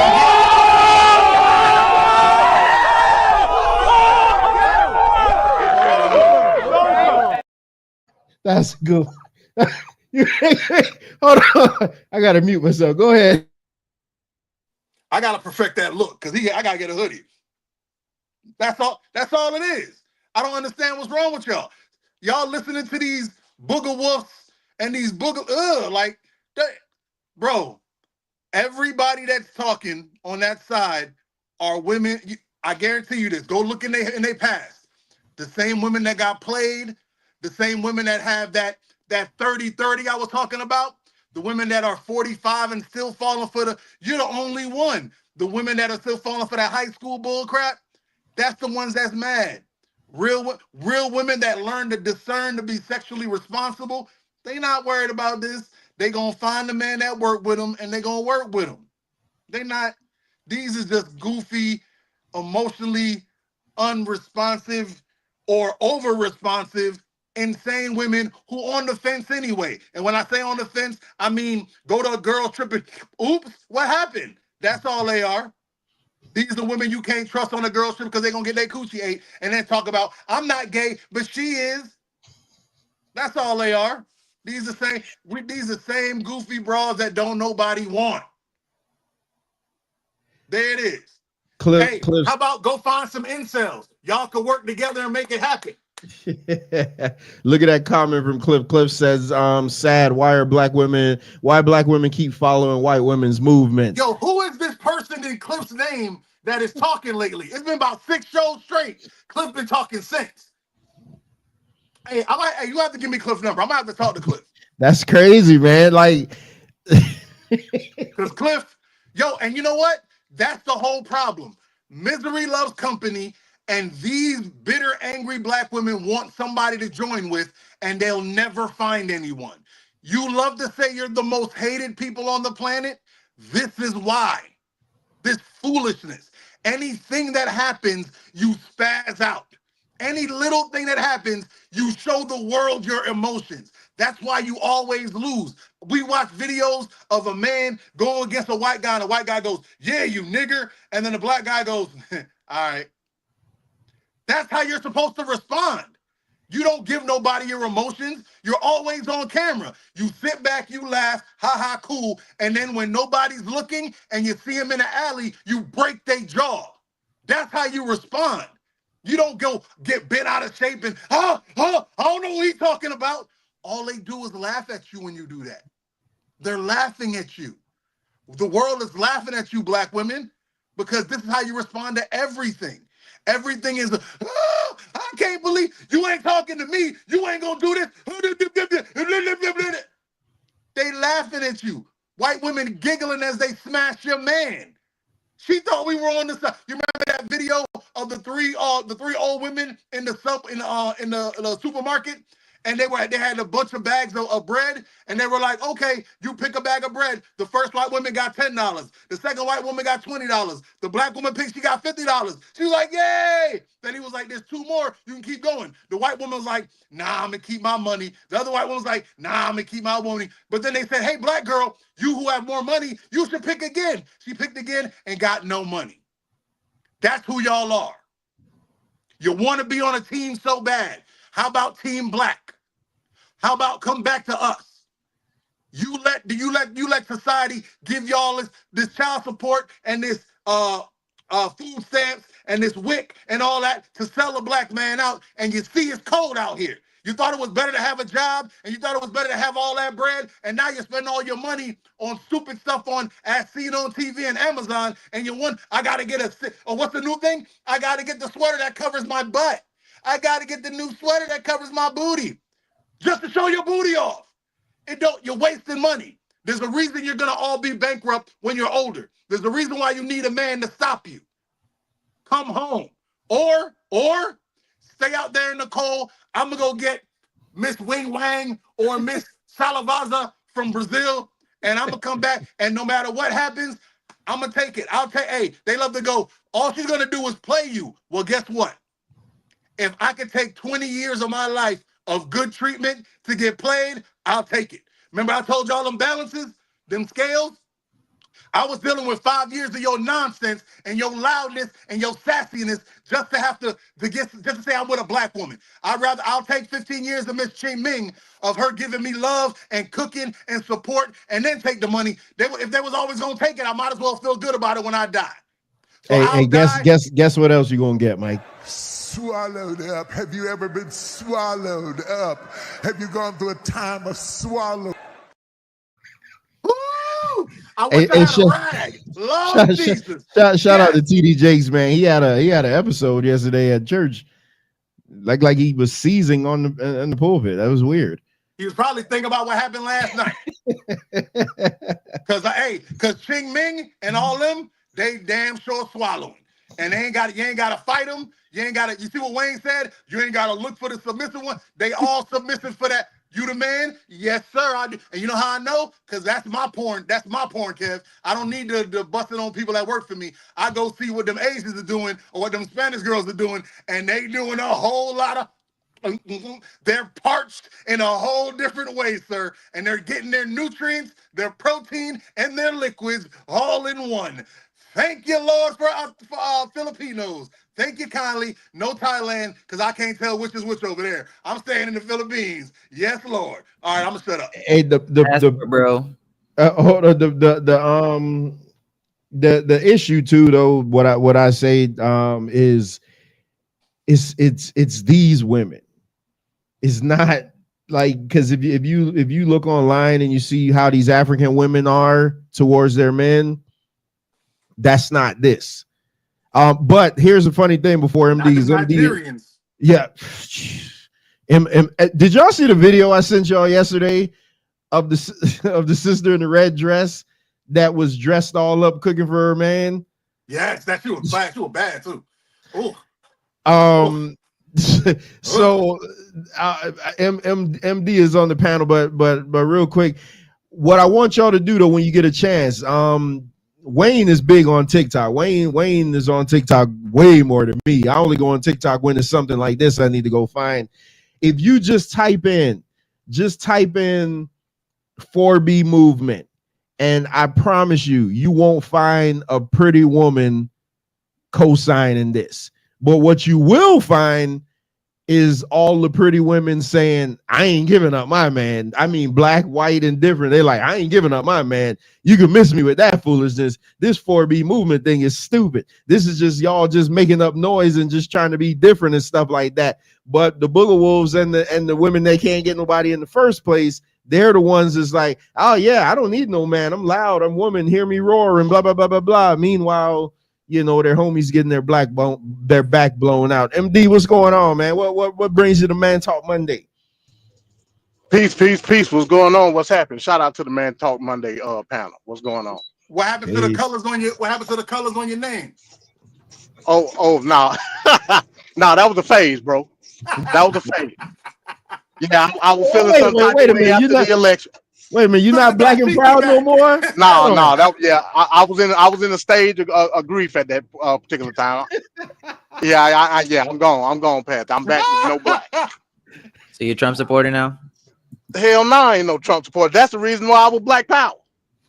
Oh man. So yeah, that was a stage of grief I was going through. You know, that's on me. That's on me. All right, MD. You'll find your way. I'll be here. All right, no problem, no problem. Yeah, I came up specifically about the 4B thing because I think it's an interesting phenomenon. So ABC in Depth, which is the Australian ABC affiliate, they did a great documentary about this. So first of all, let me say this: I agree with Wayne. Everything that he said on the matter, I agree with him 100%. The reason why I agree with him is because the dynamics of the original 4B movement is not the same as the American dynamic. There is no way that you can have a 4B movement in the United States when everybody is not attuned culturally. You can't do it because a man can easily go somewhere else based on the societal norms of an American man and go get it how he live somewhere else. Easy. That's a whole fact.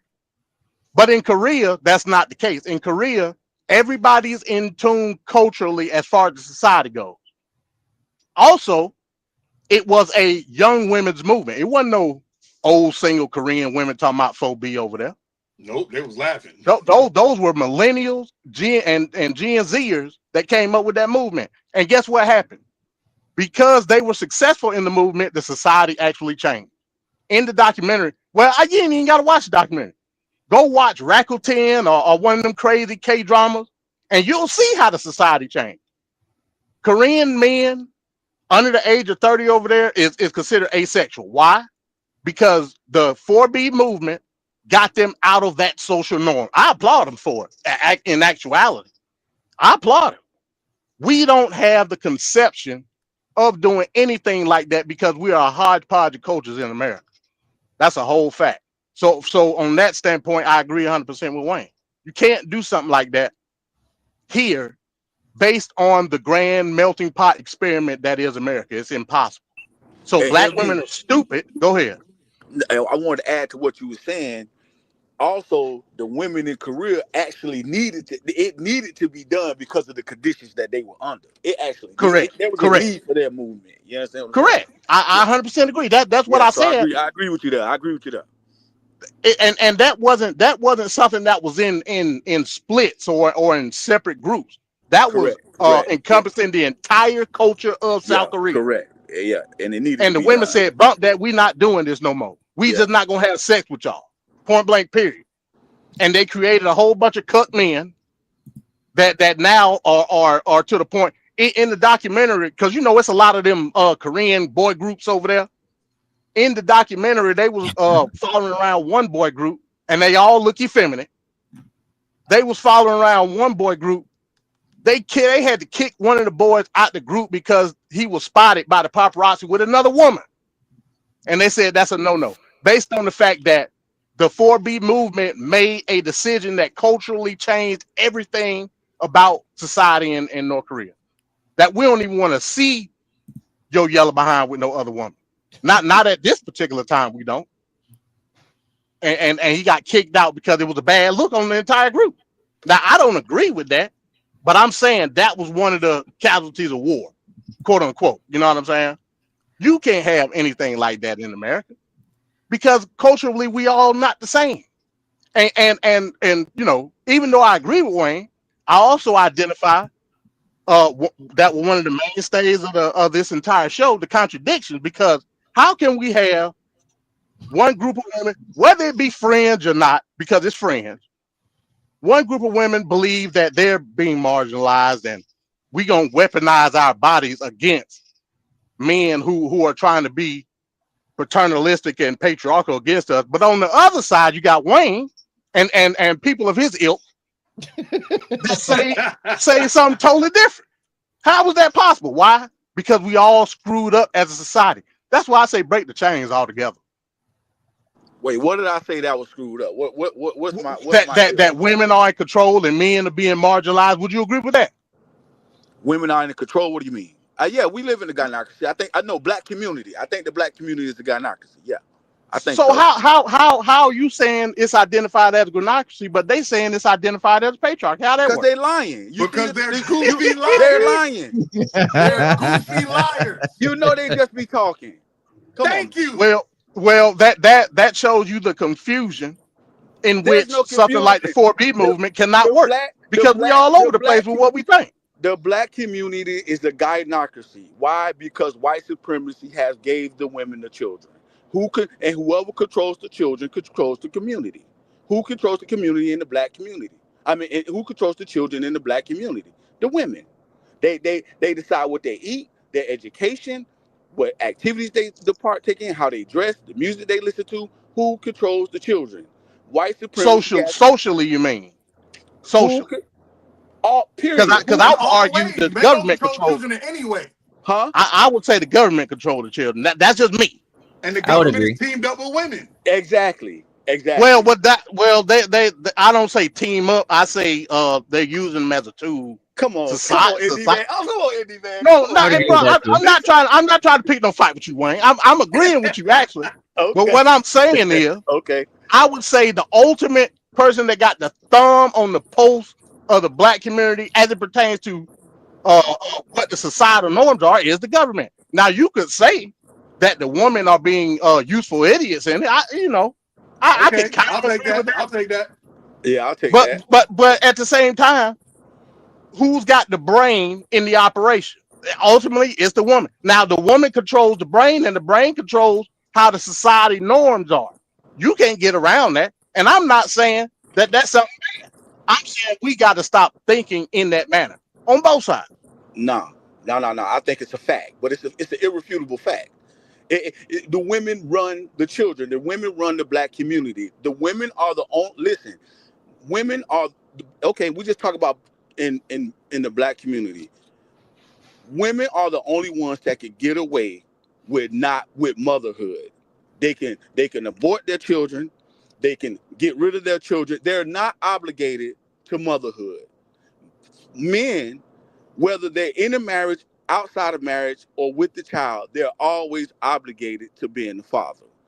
Who gets all this? Who gets all the benefits, the subsidized, the housing, the education, the media advertisement? It goes to black women in the black community.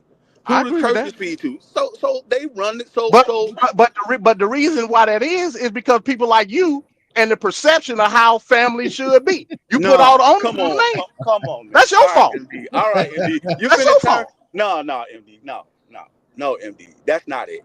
You know that's not it.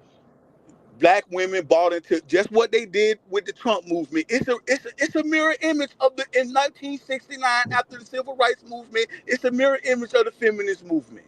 A mirror image. They bought into it. They bought into the white supremacy, women's movement, feminist movement, the separate of the family. Remember, during Jim Crow, we was 90% married. Black women bought into that individualism. They bought into that ideology, that feminist movement shit. I don't need my man. My man ain't you just took a shot right there. Okay, that's fine. Why? Because they was convinced that because we couldn't compete with white men with our resources, they figured that we wasn't nothing, so they could do it on their own, and they bought into that. And then you throw in redlining, you throw in the drug culture, you throw in all that, and then what they did was they subsidized women. They rewarded women for having children and not being without men and the fathers, and it started from there. I mean, it's just triple effect, bro. I mean, this stuff is documented. You talk about read the Manahan report. Have you read Manahan report? Read all that stuff, bro. I have, and I also understand after 1968. Okay. There was still sectionalized marginalism in the feminine community. That's a fact. You can't deny that. I'm not advocating for feminism. I'm not doing that. Fair enough. But I also understand that there was some sense of marginalism that women of all colors was fighting for at that particular time. Women couldn't get a credit card until 1971. Fair enough. Women couldn't have no bank account. So on and so forth. Certain executive couldn't have no debt. Fair, exact. But see, you got to understand. I See, we could get into that whole credit card thing because again, you got to understand at those times it was the men who was connected to the resources. It was the men who was making the money. The women wasn't out there making the money, making the decision, making the sacrifices. Okay, so it was the men that was controlling the money and the resources. So at the time, if you was married, the banks gave the man the credit card because he was controlling the money. He was, but in general, right? I mean, we'll demonize that. It'll sound horrible the way you put it, but in general, men by nature share resources. Women don't share their resources. You look at it now. Men share their resources. Me, you, Mike, Kev, Trev. If we marry a woman right now, we go to work and we come home to our family, we're gonna spread that paycheck out. And we don't have a problem with that. If it's the other way around and your woman is the breadwinner, you'll see how she acts. She doesn't act the same. They don't share the resources like we share the resources, which is why we should lead. Because we can't even think about 50-50. Because we make the sacrifices and we bring the resources home and we share the resources with our women and children. Women don't do that. Well, that's fine. I just wanted to come up here for that particular topic. Hey, you know what? Me and you agreeing today, MD. You know what? That's what I'm saying. Let's go end it now before it get into a fight. I don't want to get in no fight. All right, fair enough. Let's just go end it now. I appreciate you, bro. Hey, MD, my dog. Y'all go check out my boy MD Ricardo and Van Cat on Take Fish Politics. They got a great show. Check my boys out tomorrow, man. Well, no, they off. I say peace. I'm about to get ready to go home. Peace, y'all. MD. Hey, MD, I thought you was off this week. Well, this considered my last day because this the end of the work week. So, yeah, I'm going home right now. Be safe, family. Be safe. All right, man. Y'all take it easy. Be safe, bro. Oh man. Hey, he's right. We just watched the video of Travis Kelce's ex talking about, do I look like I should be going 50-50 with a man? Do I look like I should be paying bills? They really feel like they want all the resources, but they want to hoard them. I'm starting to think white women they want to be white men. Well, you know how Dr. Mia feel about white women. Hey. Hey. Oh, shout out to her, man. Yesterday was her birthday. Yeah. Oh, happy birthday, Zoe.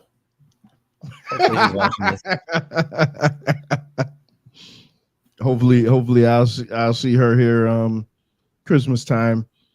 I already sent y'all the date.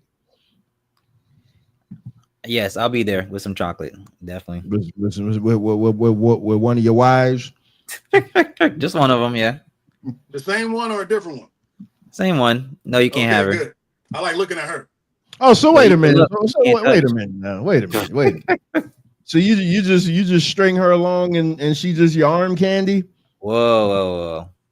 Put him in string line, along Kevin. is a harsh word. Put him in line, Kevin. No, we just cooling, till I find my first wife. And then, if she wants to join, then that'll be a thing. All right, because I don't want to get into personal stuff. I'll ask you in the group, but yeah, sure. I'll ask you in the group. That man said he's a jealous. Yeah, she that's a nice woman though, man. You gotta it'd be a shame if somebody if some 12-foot cock nigga come and scoop her up from you. Kevin yeah, said apparently it to that guy. It wouldn't matter. His 3 inches will handle it, right, Kevin? It would, to be honest. Talk your shit. Somebody with a damn Michael Jordan size shoe. But is she really a good woman outside of how she look, Kev? I mean, inside. I mean, we see on the outside, but on the inside, is she good people's? When the door, I gotta answer that here. You better hit me up in the chat. Fair enough. But yeah, she's a great woman. I'm not talking sexual. I'm not talking sexual. But we'll keep it in the chat. Fair. Yeah. Hey, guess it. Damn, I gotta answer that here. Y'all put me on the spot. Oh my goodness, man. Let me down. So it look like Princess not gonna be able to make it. That's fine. Oh, that sucks. Yeah, I know. And would have caught your contradictions, definitely. There were no contradictions, sir. Okay. Yeah, I definitely want to hear what she felt about the B4. I think the thing with her though, she is more. I think she's more in line with probably how we think. I think she was just so hyper that day that she was trying to get everything out. Like they just come on and just try to get all their shit off in one shot. But she'll definitely be on. Like I say, I had somebody else, but she got scared. So it is what it is, because it's good to critique from behind and talk and, oh man, y'all don't know what y'all talking about. If I was up there, y'all couldn't do that and blah blah blah blah blah. But then when you come up there, it's like I don't know what to say. So I've never felt that way a day in my life. Yeah, I know. I tell if man, as a video, I don't even know if he still got it on the channel. Mike argued with the nigga for like 4 hours straight. Yep. And I don't even know what the hell the argument started about. Because he thought he was better than me or something. I said, nigga, you ain't better than me at nothing. Man, I went and made dinner. I'd have went and done everything. I think I went and washed the cars and everything. I still come back, they arguing. I was like, damn, that dude not even on YouTube anymore. Nope. But I won. You gotta put that at the end. Yeah. That's all that mattered. Oh man, fellas, damn, we just at about that 3-hour mark. I know I extended it, but yeah, so just for those of you that's asking, no, Man Talk Monday's not going nowhere. It's December. It's holiday time. Need to take a break. Need to put some things in line and spend time with family. Take care of things that really matter. People are doing a lot of traveling and stuff for the holidays. So I just was like, all right, well, it's perfect time to just hit the reset button. But the first available Monday is January 6th. So barring any insurrection, we'll be back then. So Kev, go give us your close out, your sign out, your Christmas wishes, whatever you want to do. I don't think you celebrate those things, but no, the holidays are demonic, but I celebrate out of convenience and whatnot. But they go to work on Christmas.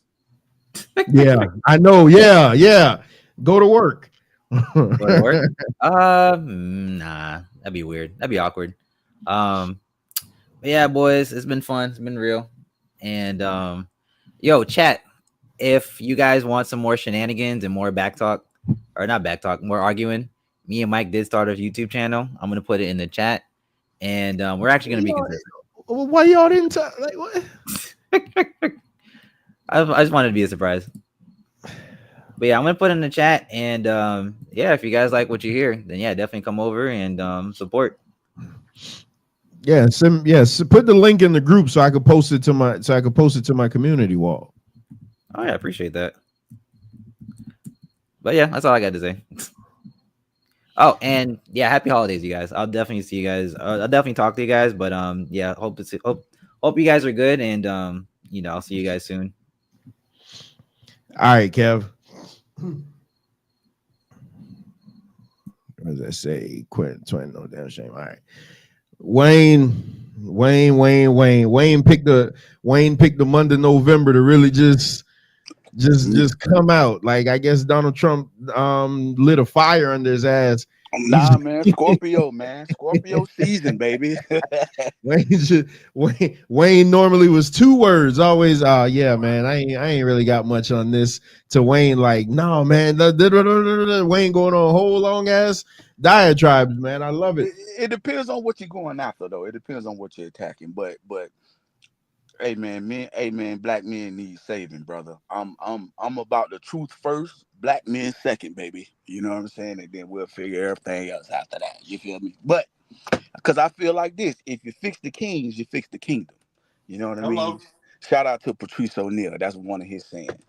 Man, a whole month. So January 6th, huh? Dang, man, hey, man, black men need saving. Listen, man, I just want to say this, though. I appreciate the boys in the chat, man. I mean, it looked like, I think when we first started, like 15 people in the chat, man. Like, shout out to y'all in the chat. It had got up to 23. Man, look, man, Ricardo, all y'all, I know I can't name all y'all by name. I wish I could, man. Cliff, I think I see Soldier in there. I want to say, what's my man name? The Bible, not, man, what's his name? Eddie Israel. Man, shout out to all. If I miss your name, please don't take it personal. I wish I could shout y'all out because I can't see the chat because I'm on the app. Kev, put the link in the chat. Yeah, man. Then y'all had y'all. I didn't even know y'all had a show. Yeah, I didn't know that. That was well, they did mention something in the chat a couple months back, but yeah, I want to be a guest on the damn show, man. Come on. Yeah, I mean, you would think that they would at least have me come over there one time, but damn. You see how they do you? Boy, niggas, boy. But Niggas, boy. Hey, drop the link. I'm gonna share it on my social media pages and stuff like that, man. And try and get some traffic over there. Yeah, Kev. Well, you know what, Kev? You probably had to because you're trying to drop the. Okay, I see what Kev's doing. Kev's trying to drop the link from the actual channel. You got to drop it from your Kev, the maker that has a wrench in the chat, or have Mike do it. Yeah. One of you guys do it from your page that actually has the wrench, because I can't do it from StreamYard. That's why I'm saying you drop it in there or drop it in the chat. I'll just drop it in our chat, and I'll put it on my community wall. Yeah. And give it to Keela so she could do her thing. Yeah. Hey, so let me finish closing out here. Month out. Hey, fellas, man, take care of yourselves. Don't forget to set some time for yourself. Do something for yourself. Treat yourself. You understand what I'm saying? And make sure you getting the best out of everybody in your circle, man. There's nothing wrong with putting yourself first sometimes. There's nothing wrong with that. And there's nothing wrong with telling your significant other to put you first as well. Your needs as well first sometimes. And I want to close out with this. I want to, next year on one of the shows, I want to do like a questionnaire where like the guys in the chat, we do this barbershop, because I like the barbershop thing that we had on the night. And just, man, guys in the chat, just come with your questions about anything that we can answer them. And even on the panel, man, we just kind of just chop it up and freestyle, like, for like 15 or 20 minutes. If anybody had any questions or whatever, we could just chop it up. But hey, man, be safe. Love y'all boys. Trev, Mike, Kev, man, appreciate it. We in the chat, so we're gonna keep in touch, man. If I touch down there again, Trev, I'll hit you up, Mike and Kev up. If I come down there in December, man, because I just left. So all right, peace, man. Y'all have a good night, man. And hey, I'll see y'all in January, man. All right, Wayne. I think Kev put the link. Hold on, man. Kev put the link to this show that's going on right now in the private chat. Hold on. Hold on.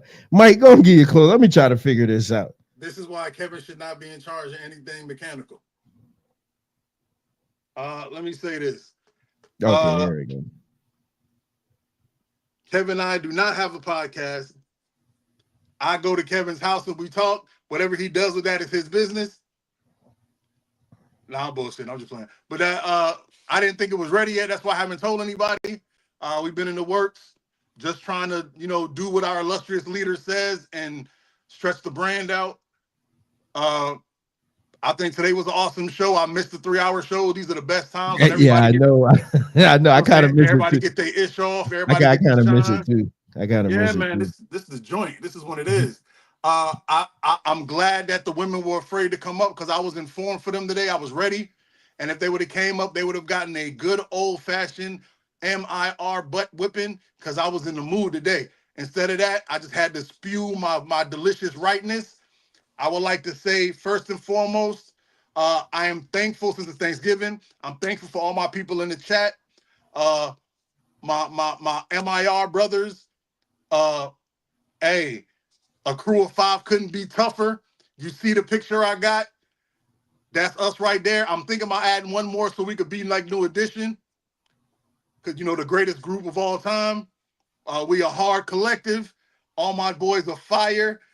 If you look at it, we got 2 of my boys running their own show on the network. We got the Black Lion. We got the freak of all freaks. And we got the loudest fool for no reason. We a crew of beasts. I love y'all boys. We about to handle this. One of these days, you know what? I'm gonna go ahead and put it out there. Kevin can never be a part of the crew because Kevin doesn't know how to be right about anything. But that's okay. He my boy. We leave an open invitation for our Johnny Gill, because we all know Trevor wants to be right. We know he wants to be one of us. He just has things holding him back that the rest of us don't have.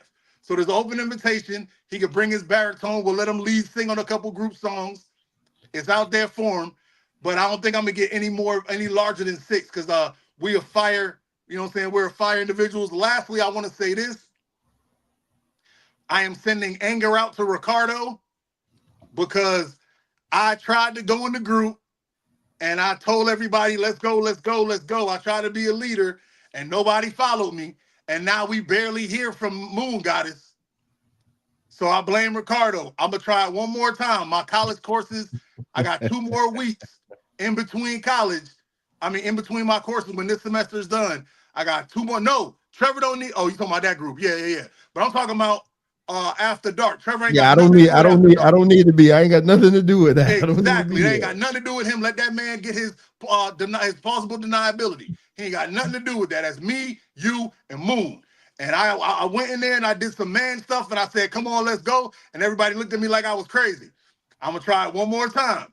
I'm gonna go in the group. I'm gonna go through the entire situation of the group, entire talk that we did, and I'm gonna take everything I can. I'm gonna put it together, and I'm going to approach both of you again. And I know it's a little difficult for Shorty because she got a man, and her man, need his woman time. Same with us, but we on a little different level. I really want at least to have a man to have a After Dark once a month. At least if we could do it more, but I want a once a month man After Dark. I really feel like us 3 could kill a show. We could murk it. It could be on the same Monday. I could do this show, and then at 10 o'clock we could run right into it. I'm cool with that. Well, probably 9 because Trevor ain't gonna let these 3 hours go. His daughter ain't gonna play that. But I don't have to be here. I just let it run. no, I'm talking about to 9 and then lead right into this. But I just need y'all to come with me. I really think After Dark show will be fire. And I apologize in advance to Eddie Israel because he can't come because we're going to be talking some filthy stuff. And I don't want to mess with you and the Lord. You know what I'm saying? But I'm going to shut up. Thank you all. It was a great show. I really missed 3 hours being you have no idea. Hey, it's funny because I said, you know what? We about to go on a break, and Mike wasn't here last week, so I know he got a bunch to say. I'm gonna go ahead on and extend this, just make it be like old times. God, it was so. I felt less constricted. I felt free. I still stopped myself, but I felt the freedom to be able to gallop. I was frolicking. Black men frolicking is the greatest thing in history. Everybody needs to frolic, whether it's mentally or in the park. Go find a park and frolic, black men. I'ma holler at y'all, Team Filthy in the building. MIR squad, we 5 up. Let's go. All right, Mike. Oh man. Well, Straight Talk Society, they have it. Another fantastic episode of hold on, I had to turn my camera back there. I got to figure out that's when we go on break, because I love this barbershop background. My wife made it for me months ago. And I love it as the background. I just got to figure out, I want all the icons to be on the side so you can see the picture. MD told me how to do it. Listen, man, I got a lot to do. I got so much going on at work. This week is crazy because we're still so busy, and we're working for 3 days and then we're off the rest of the week. So I'm literally just burning the candle at both ends. So I need a break, man. And but this is one thing that I do got to figure out because I love the background. I was able to do it on the Dolphin show where I had Tua on the side and then I had me on the right talking. That was easy because it was a single layout. But when you have multiple people on the screen, I want to know how to do it to make the icons smaller. So I'll get it figured out, man. And like I say, with the After Dark show, is just like the MMA brothers. When I turn that show over to them, because I used to do everything on the MMA Brothers show. And when I told them, I'm like, hey, I'm about to turn this over to you guys, they're responsible for everything. So if they don't put in the work, the show doesn't get done. Even the body shot show, even the body shot show, if they don't do the work, it doesn't get done. So the After Dark show, you guys got to hop on it. Like I said, I'll give you some Mondays. I'll be, now I ain't gonna say I'm be Vince McMahon, that bastard. I'll do what he wanted to do for WCW. When he bought WCW, he was going to give WCW Monday night because that was the prime spot just to get the show off the ground. you know, you can't have every Monday night, but I'll give you a Monday night to rock the show. It'll just have to be a later show. So you guys need to get it together, man. We got December to get it, figure out what you're gonna do. So hopefully you guys give me some good news and say, hey, in January, we ready to go. I did put the link to Mike and Kev's podcast in the chat. Go ahead and subscribe to their channel. Plus, I'm gonna share it on my community wall. But man, thank you so much for you guys to come by, man. Man Talk Monday is always a blast. This is a chore sometimes, just because Mondays are my busiest day at work, and to rush home and try to get the show going, it's a lot, man. But shows like this are needed. And even if sometimes I'm like, oh man, is it worth it? Especially with all the shit YouTube is doing to me, it is worth it at the end of the day, just the interaction, because it's literally, whether we got a full house or not, it's just guys come over to this channel and they unwind. And that's what it is. You know, I am trying to integrate more women in it, just because it's always better when you integrate more women into your talk. But for the most part, guys get to come over here and barbershop talk. That's what this is about. Barbershop talk. Hell, I might even change the name to the barbershop or something like that. Who knows, man? But shout out to everybody on the Straight Talk Society that worked so hard this year. Producer extraordinaire Venkat, man, my right hand man Mike, Ricardo, Wayne, Kev, MD, man, such a great addition to the channel. The MMA brothers, the ladies of Pour Your Heart Out, Moon Goddess, Dr. Mia, and the Queen, Nini. Man, just fantastic, man. Just fantastic. We're not going anywhere. We're just taking a break. The Dolphin shows will still be going on. Man, my last short that I did last night is already at 1,700 views, man. It's crazy. It'd be the most random take that I have that everybody seems to love so much. So you guys check out my shorts. That's where I do my Dolphin takes and my wrestling takes. But for everybody over at the Straight Talk Society, I am Mr. Straight Talk, man. Y'all make sure and check out Content Kings. He has multiple channels now. So I think it's Content Kings 75 and Content Kings 123. That's the brother Seed of. I saw he shared the show today, so I do appreciate that. Hopefully when Top Notch Princess gets her schedule cleared up, she'll be a regular contributor to the show, because I think she'll add so much to it. Just that fighting back woman. You know, so I think it'll be great, man. But I appreciate you. Hey, and I'm also, hey, we're always looking to grow, man. I'm also looking for some white brothers and sisters that want to come on and say, I don't discriminate. I'll break bread with a white brother and sister. You guys want to come on Man Talk Monday? Because I think I agree with Mike. You know, the longer format is better because it's less restriction. It's back to how it was. And now that I got my daughter this cat, she's kind of preoccupied now. I think I like more so like just the whole open panel thing, where we start at the beginning and then I drop the link and everybody comes on and we just go back and forth and get into an interaction. Now, if we're gonna do that, and I'll talk with the guys, see how they want to handle it.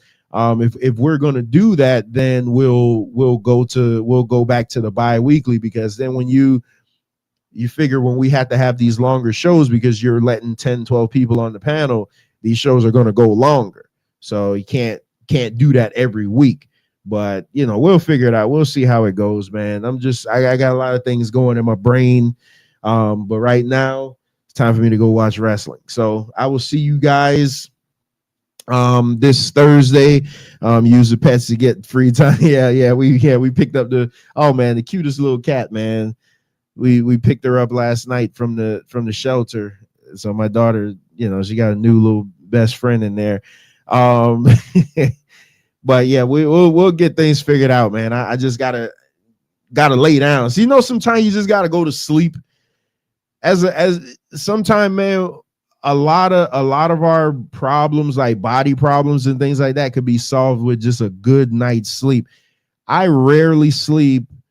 I'm up by 5 a.m. Sometimes I'm up anywhere between 4 to 5 a.m, and I'm going to bed at like 11, 12 sometime. So I'm literally getting like 4 to 5 hours of sleep a night.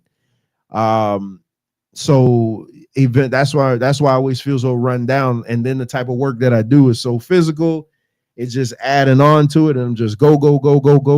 That's why I'm glad that we're at the end of the year. So I go ahead and take my vacation so I could recharge my battery. But sometimes, man, you just gotta disconnect from everything, man. I'm getting the Madden. I'm getting Madden 25 Wednesday, and I'll be on that. Just disconnecting from everything. I'll be on it. You want me? You can find me on PlayStation. My username is Mr. Straight Talk. You find me on PS5.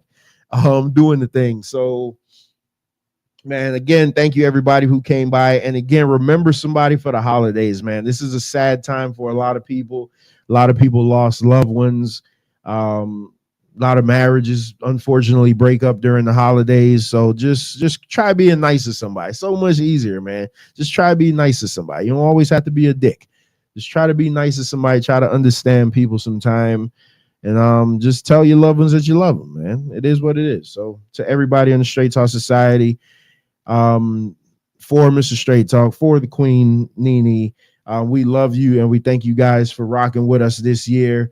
We promise to come back bigger and stronger in the new year. Xbox Series all day. And I'll be on my PS5, man. But hey, with all that being said, you know what? I always leave you with these words. Always seek out the truth for yourself, because if not, you'll fall victim to other people's interpretations of them. Go Dolphins. Peace. Why are you so aggressive, black man? I'm like, it's a no-win. Always aggressive black man. What's up, man? Wayne. Mike. Oh, okay. Hey, man, cut the sexiness out, man. Ain't no women on the panel.